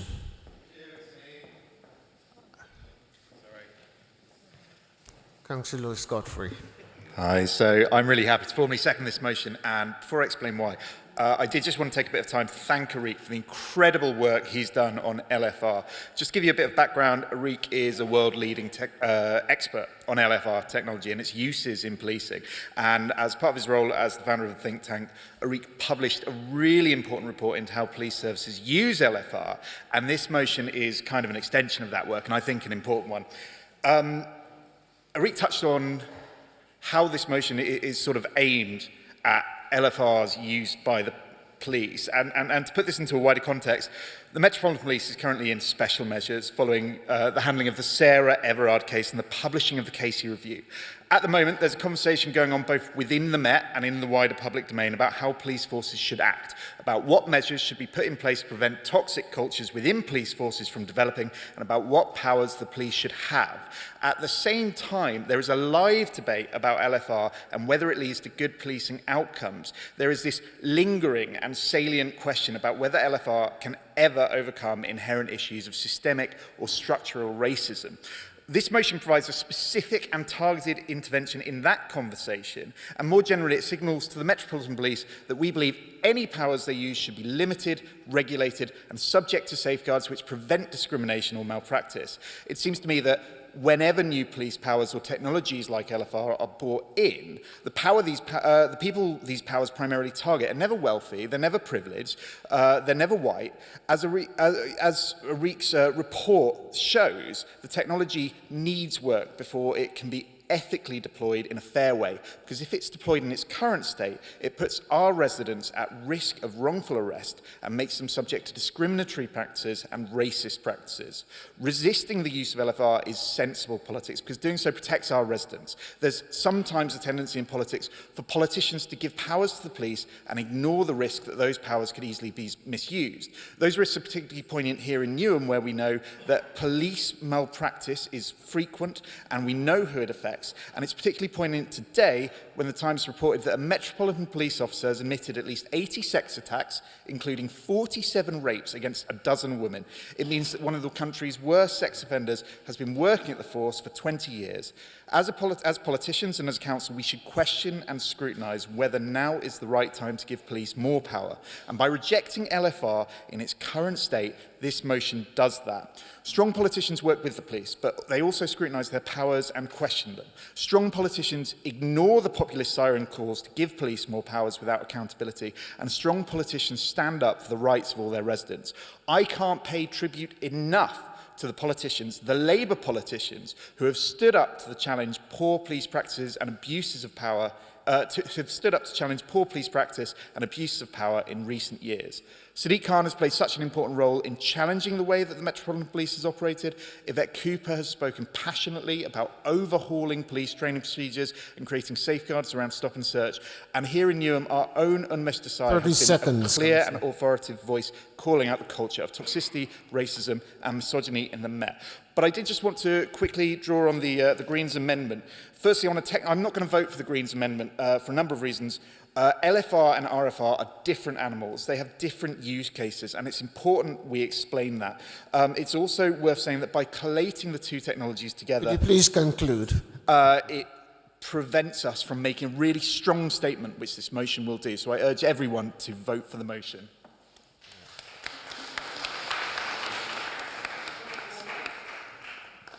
Point of order, Councillor.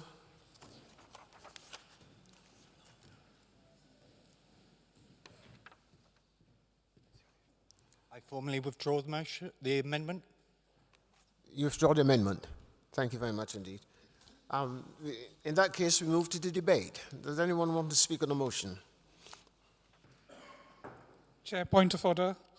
I would like to, in accordance with Rule 17.10.5, ask the question, are we put as straight to vote?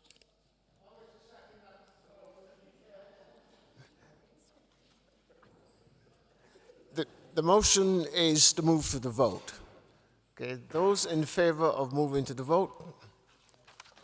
Thank you very much. Those against? I think that is carried. We now vote on the motion. So those in favour of the motion as put, please show. Thank you very much indeed. Anyone against? Any abstentions? That is carried. Thank you so much indeed.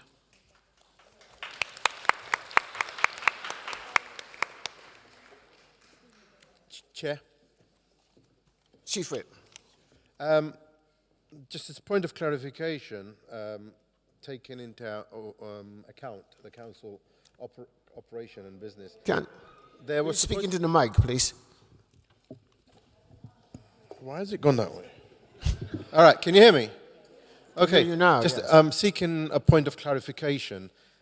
Item 16, I recall, was brought forward.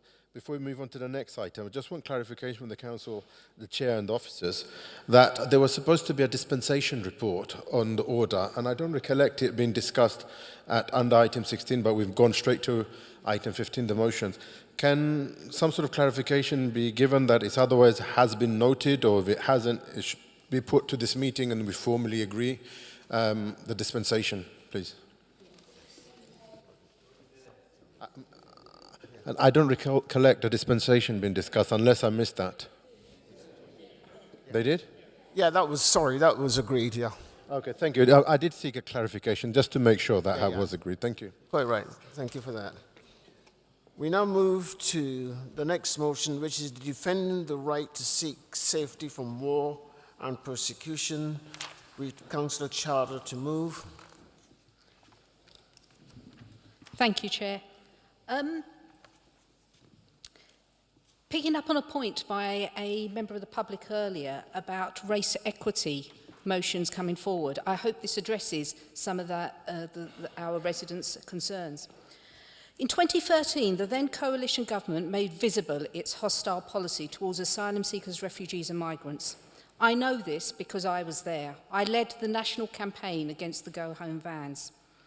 These vans toured the streets of our neighbouring boroughs, demanding that people go home if they were illegal in the UK. Since then, as we've heard again tonight, we've witnessed the scandal of Windrush, where we have borne witness to people who've lived here for decades in the UK being excluded. We have seen those with different immigration status being denied access to housing, banking and healthcare. A decade ago, local councils were forced to be complicit in alienating some of their own residents by being forced to police the hostile environment. Today, I'm delighted to see a wave of Labour councillors up and down the country calling for their counties, districts and boroughs to be designated places of sanctuary, which is precisely what I am calling for tonight. Before I begin the actual motion, I'd like to say thank you to Refugee Action, JCWI and the numerous other refugee and migrant organisations, both within this borough and outside, that have supported the development of this motion, as well as IPPR's Jumpstart Integration Report published last year that also encouraged more local authorities to take a proactive and positive approach to immigration at the local level. So to the motion. We know that Newham has a proud history of welcoming people seeking safety. We're not the borough that lacks empathy, unlike the Home Secretary. There are significant problems with the UK asylum system that affect people in Newham, including the record backlog of cases, people waiting decision, and of course, no recourse to public funds. The recent Nationality Borders Act did not address these issues. In fact, it made the whole situation a lot worse. Under these laws, people seeking safety will be criminalised and threatened and taken to Rwanda. People are being warehoused in large accommodation centres, segregated for communities and denied support. Many recognised refugees will receive temporary and precarious status. This has an impact on our services. This has an impact on how much we can help those individuals. Over 400 charities and faith groups have signed the national pledge to fight the asylum and the anti-refugee laws, and that continues today. It's important to believe that everyone who's claimed for asylum is treated equally and fairly. These are fundamental anti-refugee laws that undermine internationally recognised rights for people fleeing war and persecution to seek safety. And we see this continuing. These measures will create ever longer delays in the asylum process, despite what this government has said, lead to greater poverty and homelessness in Newham, and will undermine people's ability to rebuild their lives. People seeking safety should be housed as our neighbours and as part of our communities.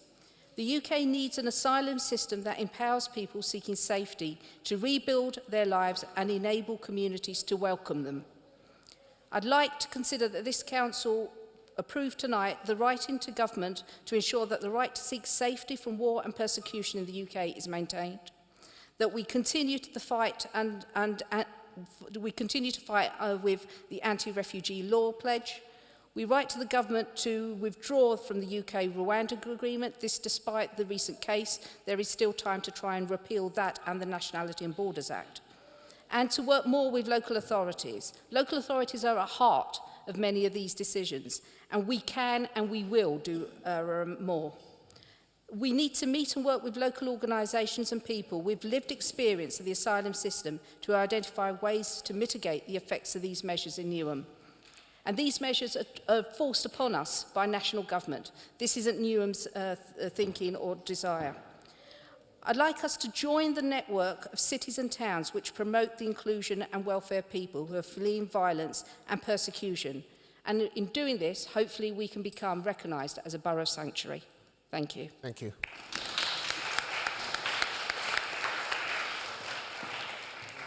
Seconder, do we have Councillor Biastructor?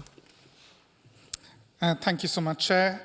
I'm proud to second this motion defending the right to seek safety from war and persecution proposed by my friend and colleague, Councillor Rita Chadha. The radical activist and thinker Shivanandan rightly said, "We are here because you were there." Writing about the global history of empire and post-war migration to the UK, Shiva's well-known aphorism captures the relationship between migration, war, and the often overlapping relationship with violence and imperialism. This motion notes that our UK asylum system is not fit for purpose. It is deliberately kept difficult, leaving migrants in a very precarious situation, with narratives captured by migrant organizations confirming often hostile spaces that they are expected to live in and with very little provided to survive. The right to seek asylum is enshrined in the UN Declaration of Human Rights, supported through various conventions in the UN about the rights of refugees. However, we have seen in recent years our political class displaying a much more exclusive politics of refugee and asylum policies, of who is worthy of being provided protection and who is not. We have seen a re-articulation of debates around unproductive migrants, of undesirable migrants, conceived through exclusionary processes of securitization as well as criminality, where fear is used to create a discourse of becoming and justifying the words that are used by our Home Secretary today, which I shall not repeat. Newham has a proud history of celebrating diversity. As one of the most diverse boroughs in this country, we have successfully taken actions such as demonstrating against the alleged detention centre in Custom House, celebrating our various communities that make up the fabric of our borough, taking a much more progressive approach of our relationship with the Home Office. This motion builds on this sentiment, asking for us to demonstrate against anti-refugee laws, calling on the government, as Councillor Chadha said, to withdraw from the UK-Rwanda agreement. And despite whatever happens in Westminster, as a borough who's always been at the forefront of taking on Tory cuts, to continue to work with local organisations and local groups to mitigate against some of the most harmful impacts that the Westminster policy might have on our migrant communities here in Newham. Thank you very much. Thank you very much. We now move to the debate. Any member wish to speak? Councillor Wilson, and then Councillor Ponting.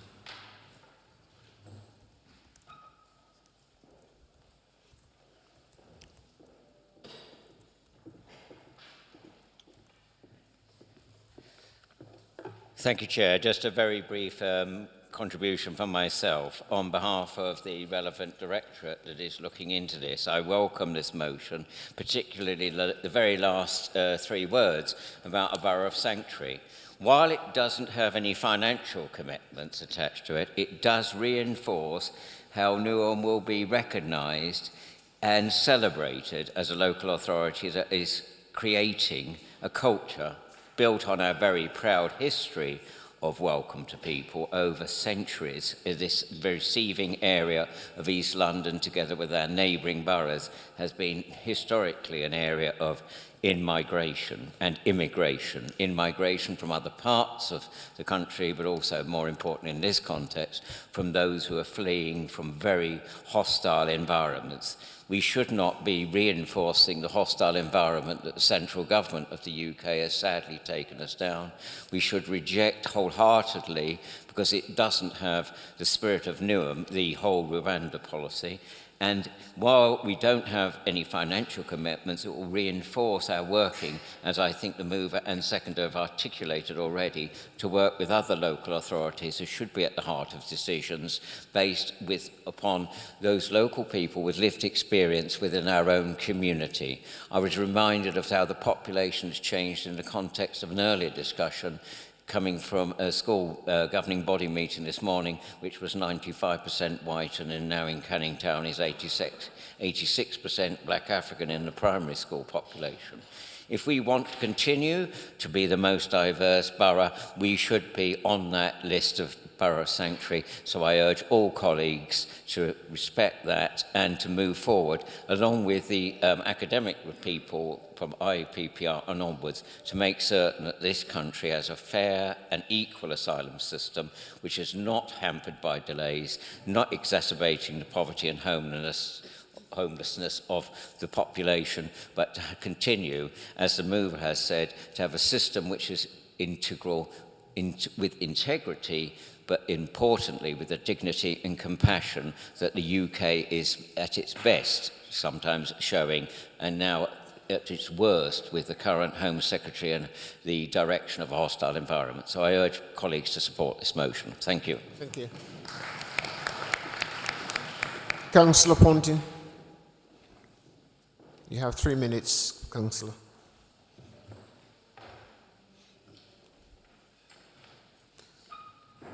Could anyone indicate if they want to speak on this motion? Does anyone else want to speak? Okay, we take this as the last one. Please continue. We've already this evening backed our colleagues and our friends and family when we agreed with our colleagues regarding the Windrush generation. Many of us who have family from the West Indies and from elsewhere within the former British Empire understand what it was like for our families coming over in the 40s, the 50s, the 60s and on. When my father came here in the 1950s, he came as a former member of the extended British family, which was Iraq at that time. We are very aware, as people who have family far-flung across the world and continue to have contact with our family back in our original countries of origin, as well as here in the UK, the importance of welcoming and of the people in the UK and of the humanity that should be extended to those people who are seeking help and support when they are at their most vulnerable. It is hard to imagine the kind of stress that would affect you as a family with your extended generations being forced from your home and forced to flee, working your way across hundreds of thousands of miles to seek sanctuary somewhere that many years ago, as my colleague said, was over in our countries, seeking our help, support, our hard work, the hard work of our relatives and ancestors, so that this country could thrive. It's time that we recognised that this country has benefited over the years from so many people from so many countries. As we are well aware, including my colleagues who represent the south of the borough, that many areas of Newham were actually the gateway of the empire. We actually have roads and conduits down towards the docks that were named that. My own relatives that are British came to work in Newham, were internal migrants within the UK because of their poverty. They came to Newham, which was then West Ham in the county of Essex, to find work in the extension of the Royal Docks. Many people were killed building those docks from the local communities and also from the immigrant communities that helped to support that expansion. As a historian and an archaeologist, as well as a local person, I'm very aware of the actual proud history that Newham holds as a welcomer of people from many lands over the last 200 or more years. This borough was actually the first in the UK to publish council legislation and documentation in more than one language. That language was, as well as English, was German, because the large number of people that came to this country and added to its value at that time as refugees after the Franco-Prussian War. I ask you to uphold and support this motion. Thank you. Thank you very much.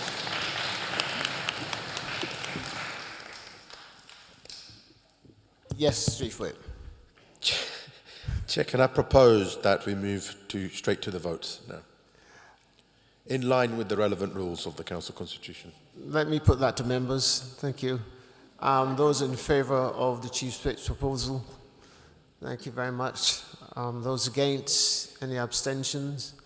Therefore, we move to the vote. So those in favour of the motion as put, please show. Thank you very much indeed. Those against? Anyone? Any abstentions? That is carried. Thank you very much indeed.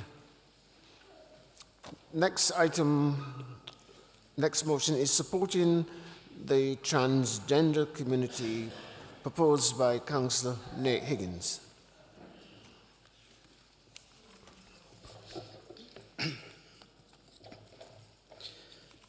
Thank you, Chair.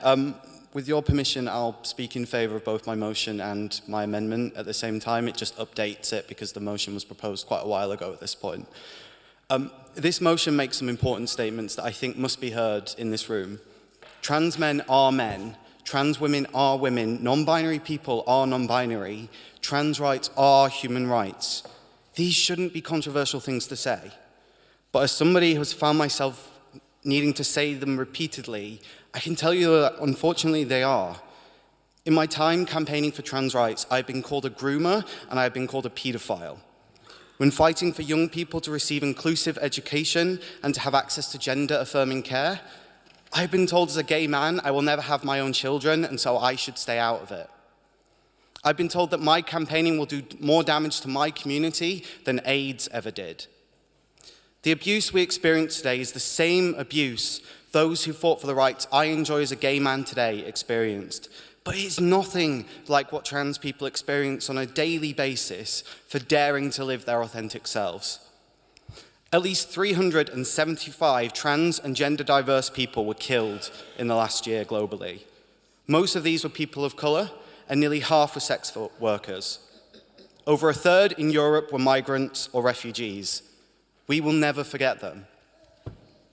In November, the day before Trans Day of Remembrance, 5 people were killed and 25 were injured during a mass shooting hate crime at Club Q, an LGBT nightclub in Colorado Springs. 2 of those murdered were trans. The names of those killed were Kelly Loving, she, her, Daniel Aston, he, him, Derek Rump, he, him, Ashley Luff, she, her, Raymond Green Vance, he, him. I'm glad that we've held a minute's silence today to remember them as this motion asks for. This country is not immune from this sort of violence fueled by a manufactured far-right culture war. We have already seen a rise in violent hate crimes against this community in this country. Every tweet, every article, every media appearance, every decision taken to further marginalize trans people in our society is another bullet in the violent war against trans people. There are no excuses for violence, and those who inflict it must take full responsibility. But those with the platform must also take a responsibility for the consequences for how they use it. Our entire community are used to assaults from the Conservative Party. The relentless attacks on Stonewall and Mermaids, the charity in support of trans young people, the systematic underfunding of gender identity clinics leading to 4 years or more on waitlists for first appointments, the refusal to reform gender recognition process in England, and the decision taken today to attempt to block its reform in Scotland. We've seen the so-called LGBT Alliance, which is recognised as a hate group in other countries, receive charitable status in this country. And we've seen it receive substantial support from the Conservative Party. We've seen Conservative Prime Ministers refuse to ban conversion torture against trans people. Shamefully, though, we're now seeing a betrayal from the National Labour Party. Keir Starmer has chosen to use his considerable platform to support attempts to block the Scottish Gender Recognition Reform Bill. He wants to deny 16 and 17-year-olds access in Scotland to gender recognition certificate. He has given credibility to the falsehood that trans people pose a risk to the Equality Act and to women.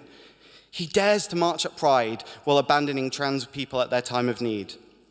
In Newham, we are well accustomed to decisions affecting the lives of our residents being taken out of our hands. From the Silvertown Tunnel to the MSG Sphere to London City Airport, we must stand with the Scottish Parliament and Scottish people as the government looks set to block this vital reform. This motion won't give trans people in Newham the human rights they deserve. It won't stop the onslaught of violence and abuse they face. Unfortunately, that's beyond the power of this council. But what it will do is begin to create a culture of understanding and acceptance of the experiences of trans people across this council. The fact that I was told in council equality and diversity training that I chose to be gay and had to speak up about the violence that has happened in the name of that belief shows just how far we still have to come. You have 30 seconds. This motion has been a long time coming, and I look forward to hearing what councillors have to say in the upcoming debate. I particularly look forward to hearing from Councillor Keeling, the first openly non-binary councillor elected to this council, and I urge councillors to vote for this motion. Thank you. Councillor James, a second.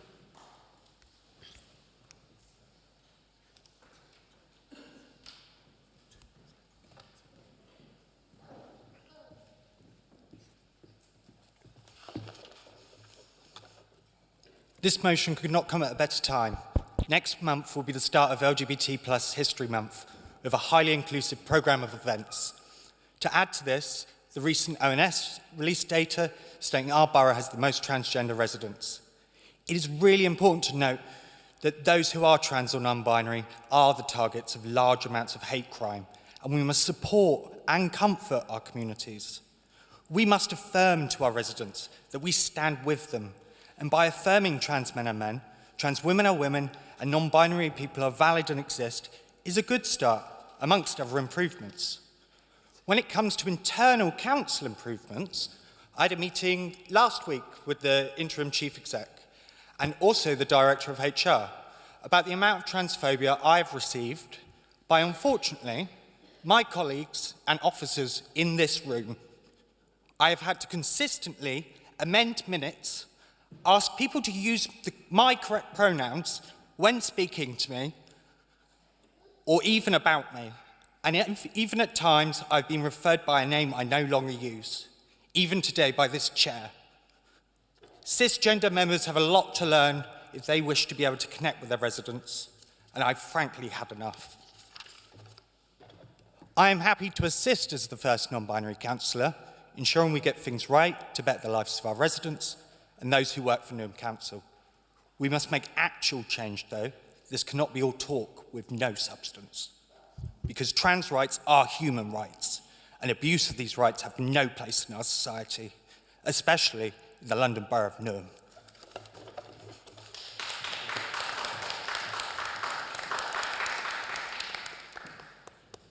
We now move to the debate on this motion. Does anyone want to speak on the motion? Councillor Garfield. Councillor Gassutter first. Okay. Point of order, Chair. I mean, are we going straight to debate on the actual motion itself? Because quote me if I'm wrong, but I took as that both amendment and the motion were presented together at the same time. And if so, I think we should vote on the amendment first before we go into the actual debate. Quote me if I'm wrong. No, that's fine. Let's have a vote on that. Those in favour of the motion is split to move. Yes, I'm coming there. Yeah, to vote on the amendment, right? So should we have a vote on the amendment before we go into the actual debate? yes. So those in favour of the amendment, please show. Right. Thank you very much indeed. That's 2 for the amendment. Those against the amendment, please show. Thank you very much on that. Any abstentions? The amendment, the voting on the amendment is carried. Okay? Now,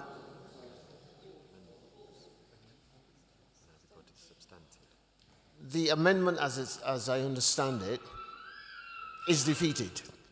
Okay? Right. So therefore, we move on to the substantial motion. Now, does anyone want to speak on the substantial motion? Councillor Gasdukta. Okay.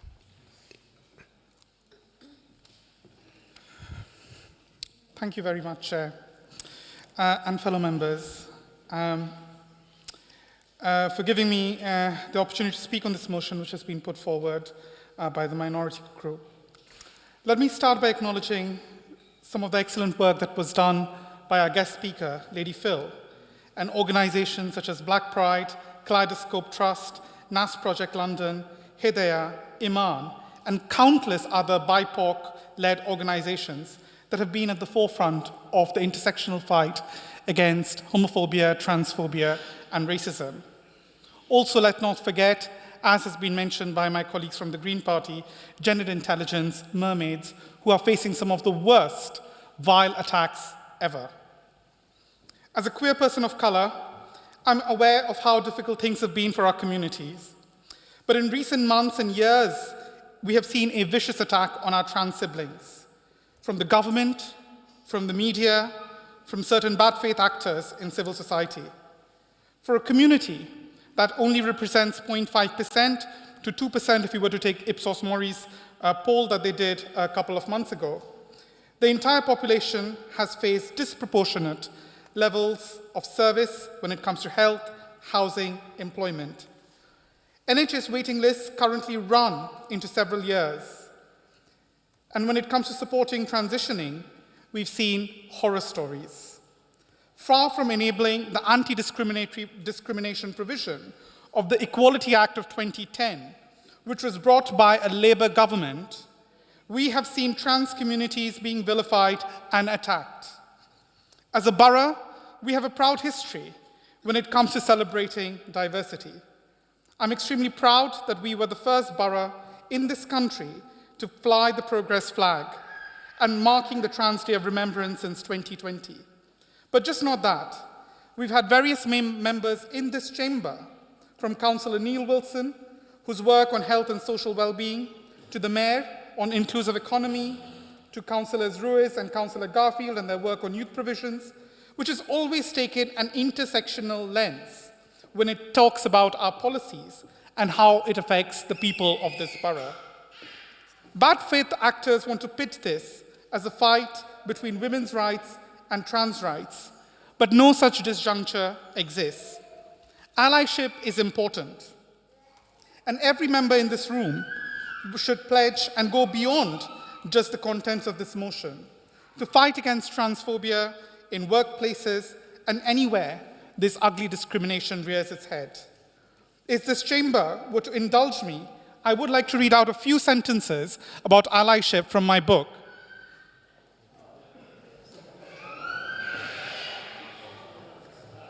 I do want to do this, sorry. Friendship and allyship as social activism appears as an ethical political relation with the self and others through pleasure, through affect, through devastation, violence, support, and loss. Unclassifiable as a single state, except as a thing, as a process. Could you conclude, please? Such ethico-political relations thrive within the realization of allyship and goals of togetherness. It is through these engagements that we can keep our bonds real, that we can show solidarity with each other to counter the capitalist modes of governance and coercion. Could you conclude? So let me just end with the final few words. Councillor, if this chamber were to please vote for this motion, thank you. Thank you very much.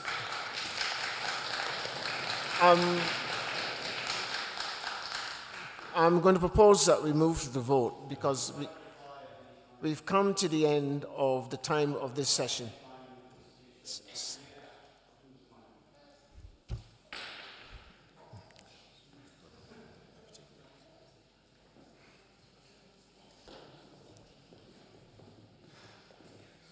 Hi, Chair. 17.8, the mover of a motion has one right of reply which may be exercised at any time.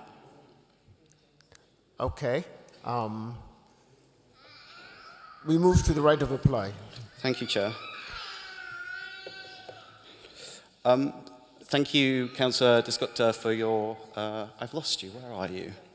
There. Councillor Dasgupta, thank you for your speech in favour of the motion. I am genuinely surprised that Labour councillors took the decision to vote against the amendment. There was nothing in that we wouldn't have included in the original motion if it hadn't been tabled months ago before those events. And I'm genuinely surprised that that nobody had the guts to stand up here and say what exactly in the amendment they opposed. Because of your decision, the motion won't have any recognition of the mass shooting at Club Q in Colorado Springs. It won't recognise Newham as having the most trans people in England and Wales. It has no support for the Gender Recognition Reform Bill. I'm genuinely surprised that you took that decision, and I look forward to talking to you all over the next few weeks to find out why. Sorry, I'm just finding the...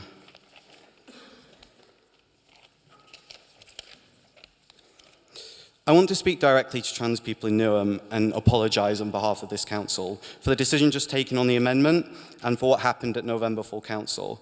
We had the opportunity to hear this motion the day after Trans Day of Remembrance, 2 days after the mass shooting at Club Q. But what we witnessed then, where the agenda was reordered at the request of Labour Group against officer advice, and where members of this council, in my belief, repeatedly filibustered, was shameful. When I proposed to extend the meeting in order to enable us to hear this motion in recognition of the hate crime that had just taken place, Labour councillors shamefully blocked it. There's no point of principle here. They had extended the meeting at the previous full council to hear their own motions and extended it tonight. None of this was because Labour councillors have any issue with this motion. I've been assured of that repeatedly. But it was collateral damage in the childish games to stop another motion being heard. Frankly, we need to grow up. The entire LGBTIQA+ community are sick of being caught in political games, as is happening with the Gender Recognition Reform Bill. They won't apologise to you, so I will. I'm sorry. It's going to take a long time to rebuild the trust councillors burnt in that moment and in voting against the amendment just now, but I hope the motion can go a long way towards doing that. I look forward to working with councillors and officer colleagues to improve the political culture at this council. I hope the actions in this motion and the upcoming LGBT History Month will show trans people in our community that despite the political games, their lives do matter, trans rights are human rights, and we won't stop until their lived experiences recognise that. Thank you. Right, I'm now moving to the vote. We're out of time, so... I think there are, look, this debate, the council didn't ask to go straight to the vote. You've allowed a right to reply without allowing speakers who want to speak on that, and neither have we asked to go straight to a vote.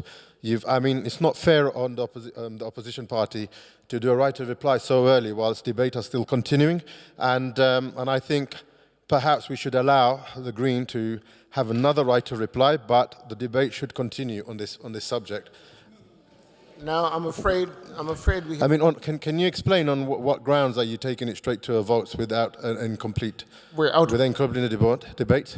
We're out of time. How much time do we have left, Chair? Chair, can I just help? We extended the time for 15 minutes. No, we've actually, after clarification, it was agreed to go to 30 minutes. So we've got another 15 minutes, so we do have time. Forgive me, Chair. Can I just explain? At 5 minutes past, we voted to extend the meeting by 15 minutes. That's actually what was agreed. And I went for a chair, and I went for a point of clarification, and then it was allowed to 30 minutes. Chief Whip, would you let the monitor officer explain the situation as it's... Chair, I have no problem, but he's got it wrong this time because we have agreed by half an hour. You can then come back after he's explained what he has to say, okay? Okay, he can, but he's saying that it's only 15 minutes. It was not 15 minutes. With respect, Chair... with respect of the Chair, allow. Chair, we agreed to extend the meeting by 15 minutes at 9:05. That's actually what we agreed. That's what we've got in our notes at the moment, right? So we are now... Sorry, could I just finish, please, Chief Whip? It is now 9:26, right? So we must move to the vote. It's as simple as that. Point... point of order, Councillor Asser.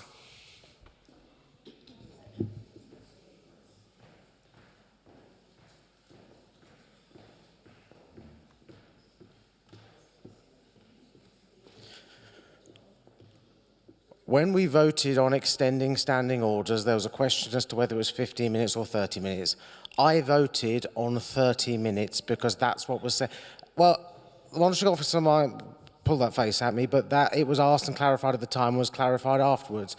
I'm looking around the room at councillors nodding at me at what they thought they voted on. If that hasn't been recorded properly, that is not the fault of councillors voting. I can see Labour councillors voting, I can see Green councillors voting. If we thought we voted on 30 minutes, we voted on 30 minutes, and that needs to be recorded properly.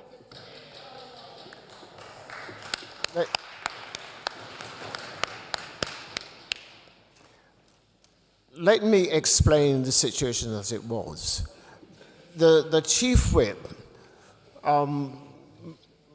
applied to move standing orders by 15 minutes, okay? That was your motion. I then said to you that could have been extended for half an hour. You did not come back on that. We did. It's on YouTube. So we want to continue with the debate. Okay. And that's the motion I'm All right, proposing now. okay. We continue with the debate and calm then down. go to the vote. Calm down. We've got 2 minutes to do that, Chair. Just a minute, calm down. But let me put it to the members, okay? Right. Pardon me?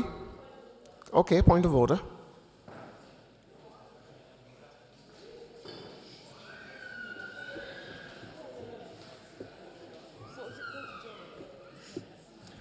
Chair, just for some clarity, all that's been said did happen. We voted on 30 minutes. However, the meeting was adjourned for a period of time. That time has not been put onto the back of the meeting. So until the clarification has been given as to how much adjournment time goes on to the additional parts of the meeting, and then the 30 minutes as per the vote, I think that's what we need to go forward with. Right, okay.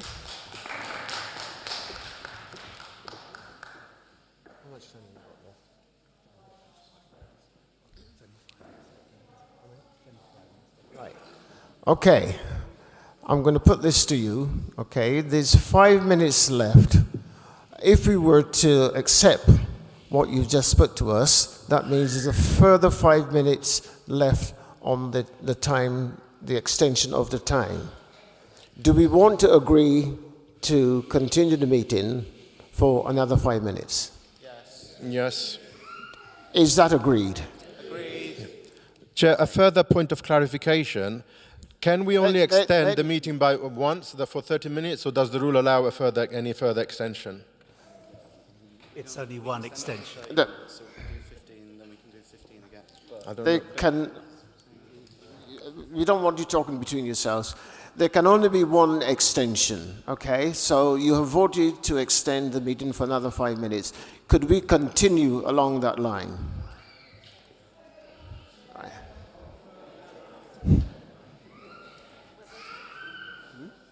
Those colleagues amongst me will know how very rare this is, because I don't even do this normally. The vote was taken at 8:20, not 9:05. And we agreed to extend the meeting by half an hour. According to my diary, this meeting is from 7 till 9:30. Now, either we've got that entirely wrong, and the meeting is due to finish at 9, or I'm very confused because I have 9:30 in my agenda. We have agreed, thank you very much, Councillor. We have agreed to continue for another 5 minutes to cover the half an hour to which the meeting should have been extended. Do you agree? Thank you. So we continue the debate for another 5 minutes. Right? So does anyone, how many minutes? Yes. Oh, sorry, Councillor Assa.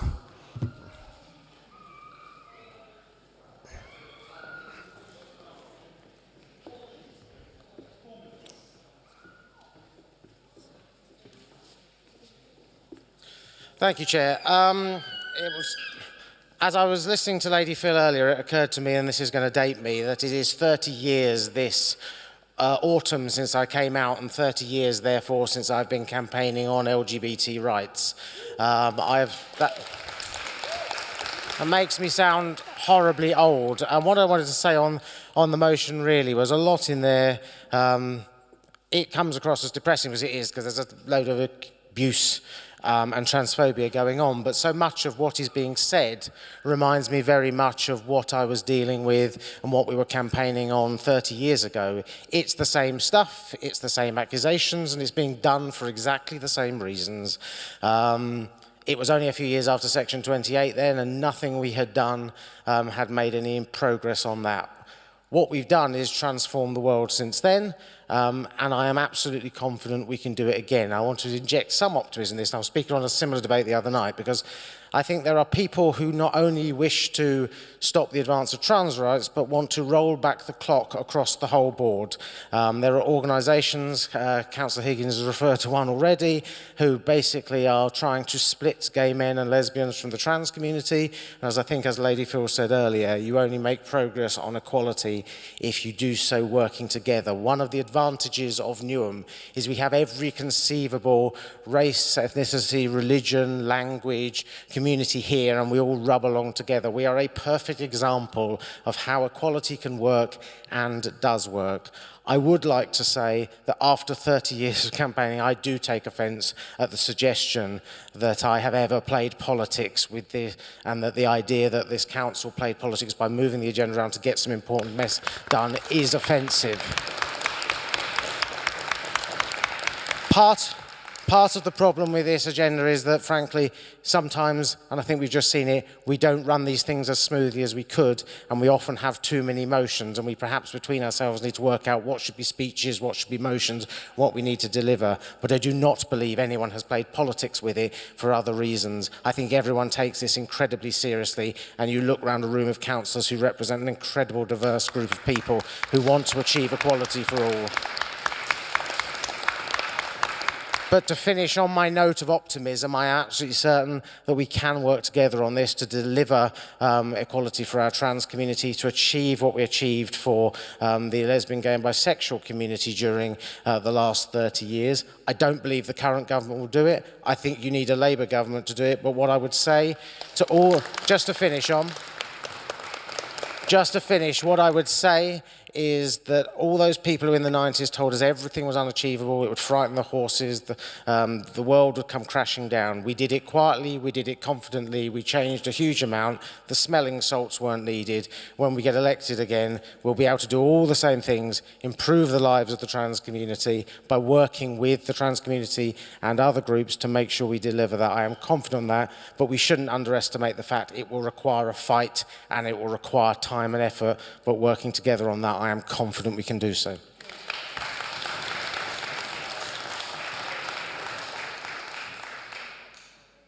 Councillor Wilson. Yeah, my colleague has accurately and articulately enunciated what this council has proudly done. As somebody also involved in the whole LGBT struggle over the years, and thank you, Councillor Rowett, for acknowledging that. We haven't come to this in the last few days or few years. It's been a long struggle. It is something that I am proud of as an individual, who is somebody who has been quite controversial sometimes in what I've said in this council. It was not always well received, and speaking as someone who's been on this council since 1994, I think we've still got a long way to go. We look at other countries of the world, there's certainly a long way to go on this whole agenda, but I think that we do want to work in spirit of partnership and not set the clock back. I share those concerns. I think it's important that we just move together with a diverse community and acknowledge the whole of the agenda here is to be celebrated, and I'm with Councillor Asser, it's with optimism. And it's in that spirit I say, can we please, I'm moving formally that we move straight to a vote. So. You're proposing, Councillor, that we move to the vote. Yes, Is that what I understand? I'm proposing under the relevant point Right, of order. let me Sorry, I don't like colleagues interrupting me. Yes. You have made a point in the past of saying how rude people are. I was speaking. I may have paused. I am now proposing, because of that, because I think that we do need to move on, that we move under the relevant section of the Constitution. I'm proposing, as well as speaking in behalf of the main substantive motion, that we move straight to a vote, which is a procedural motion, Chair. Right. Point of order. Calm down, calm down. Do we have a seconder to Councillor Wilson, sir? Well, there's lots of seconders there. Okay, do we have the vote on it then? Do we vote on, yes? Okay, those in favour, please show. Thank you very much. Those against Councillor Wilson's, right, there are 2. So therefore, moving to the vote has carried. Point of order. Okay. Okay, carry on, point of order. So, clause 17.8 of the Constitution says at the close of debate on the motion, and immediately before it is put to vote, the mover of the original motion has the right of last reply. It doesn't. Hang on, Okay. hang on, Okay. hang on. Okay, I'll deal with this. Carry on. It doesn't say the interaction of that with the procedural motion that it is put to the vote. It doesn't say whether the last right of reply before a vote still applies. So that requires a chair's ruling. Right, we've had a vote, okay, and that vote was carried unanimously. I know I'm asking a question. Irrespective of what you might say, the democratic decision of this council was to Chair, go I'm for- afraid I'm being misunderstood. Pardon? I'm being misunderstood. I know that vote was agreed. Yes. There is another clause of the Constitution that says immediately prior to the vote there is a final last right of reply. That part of the Constitution doesn't say whether it still applies if a vote to move to the vote is agreed. That's my question to you. Give me a minute. Chair, I can read out the clause if it's helpful. I'm very sort of aware of the clauses. Strictly speaking, you do have the right of reply before it goes to the vote. The only difficulty is that we're now well past the guillotine, regardless of whether it's 15 or 30 minutes. Move to the vote. Okay. Right. Okay. I hope you're clear on that, okay? You've had your right to reply. We now have had a vote. That vote is to move to the vote. Okay, so therefore, on the motion, could we indicate who is in favor of moving to the vote? Yeah, okay. On the motion, sorry. Those in favor on the motion, right? Thank you. Hands down, hand down. Those against? Any abstentions? So that is carried. Thank you very much.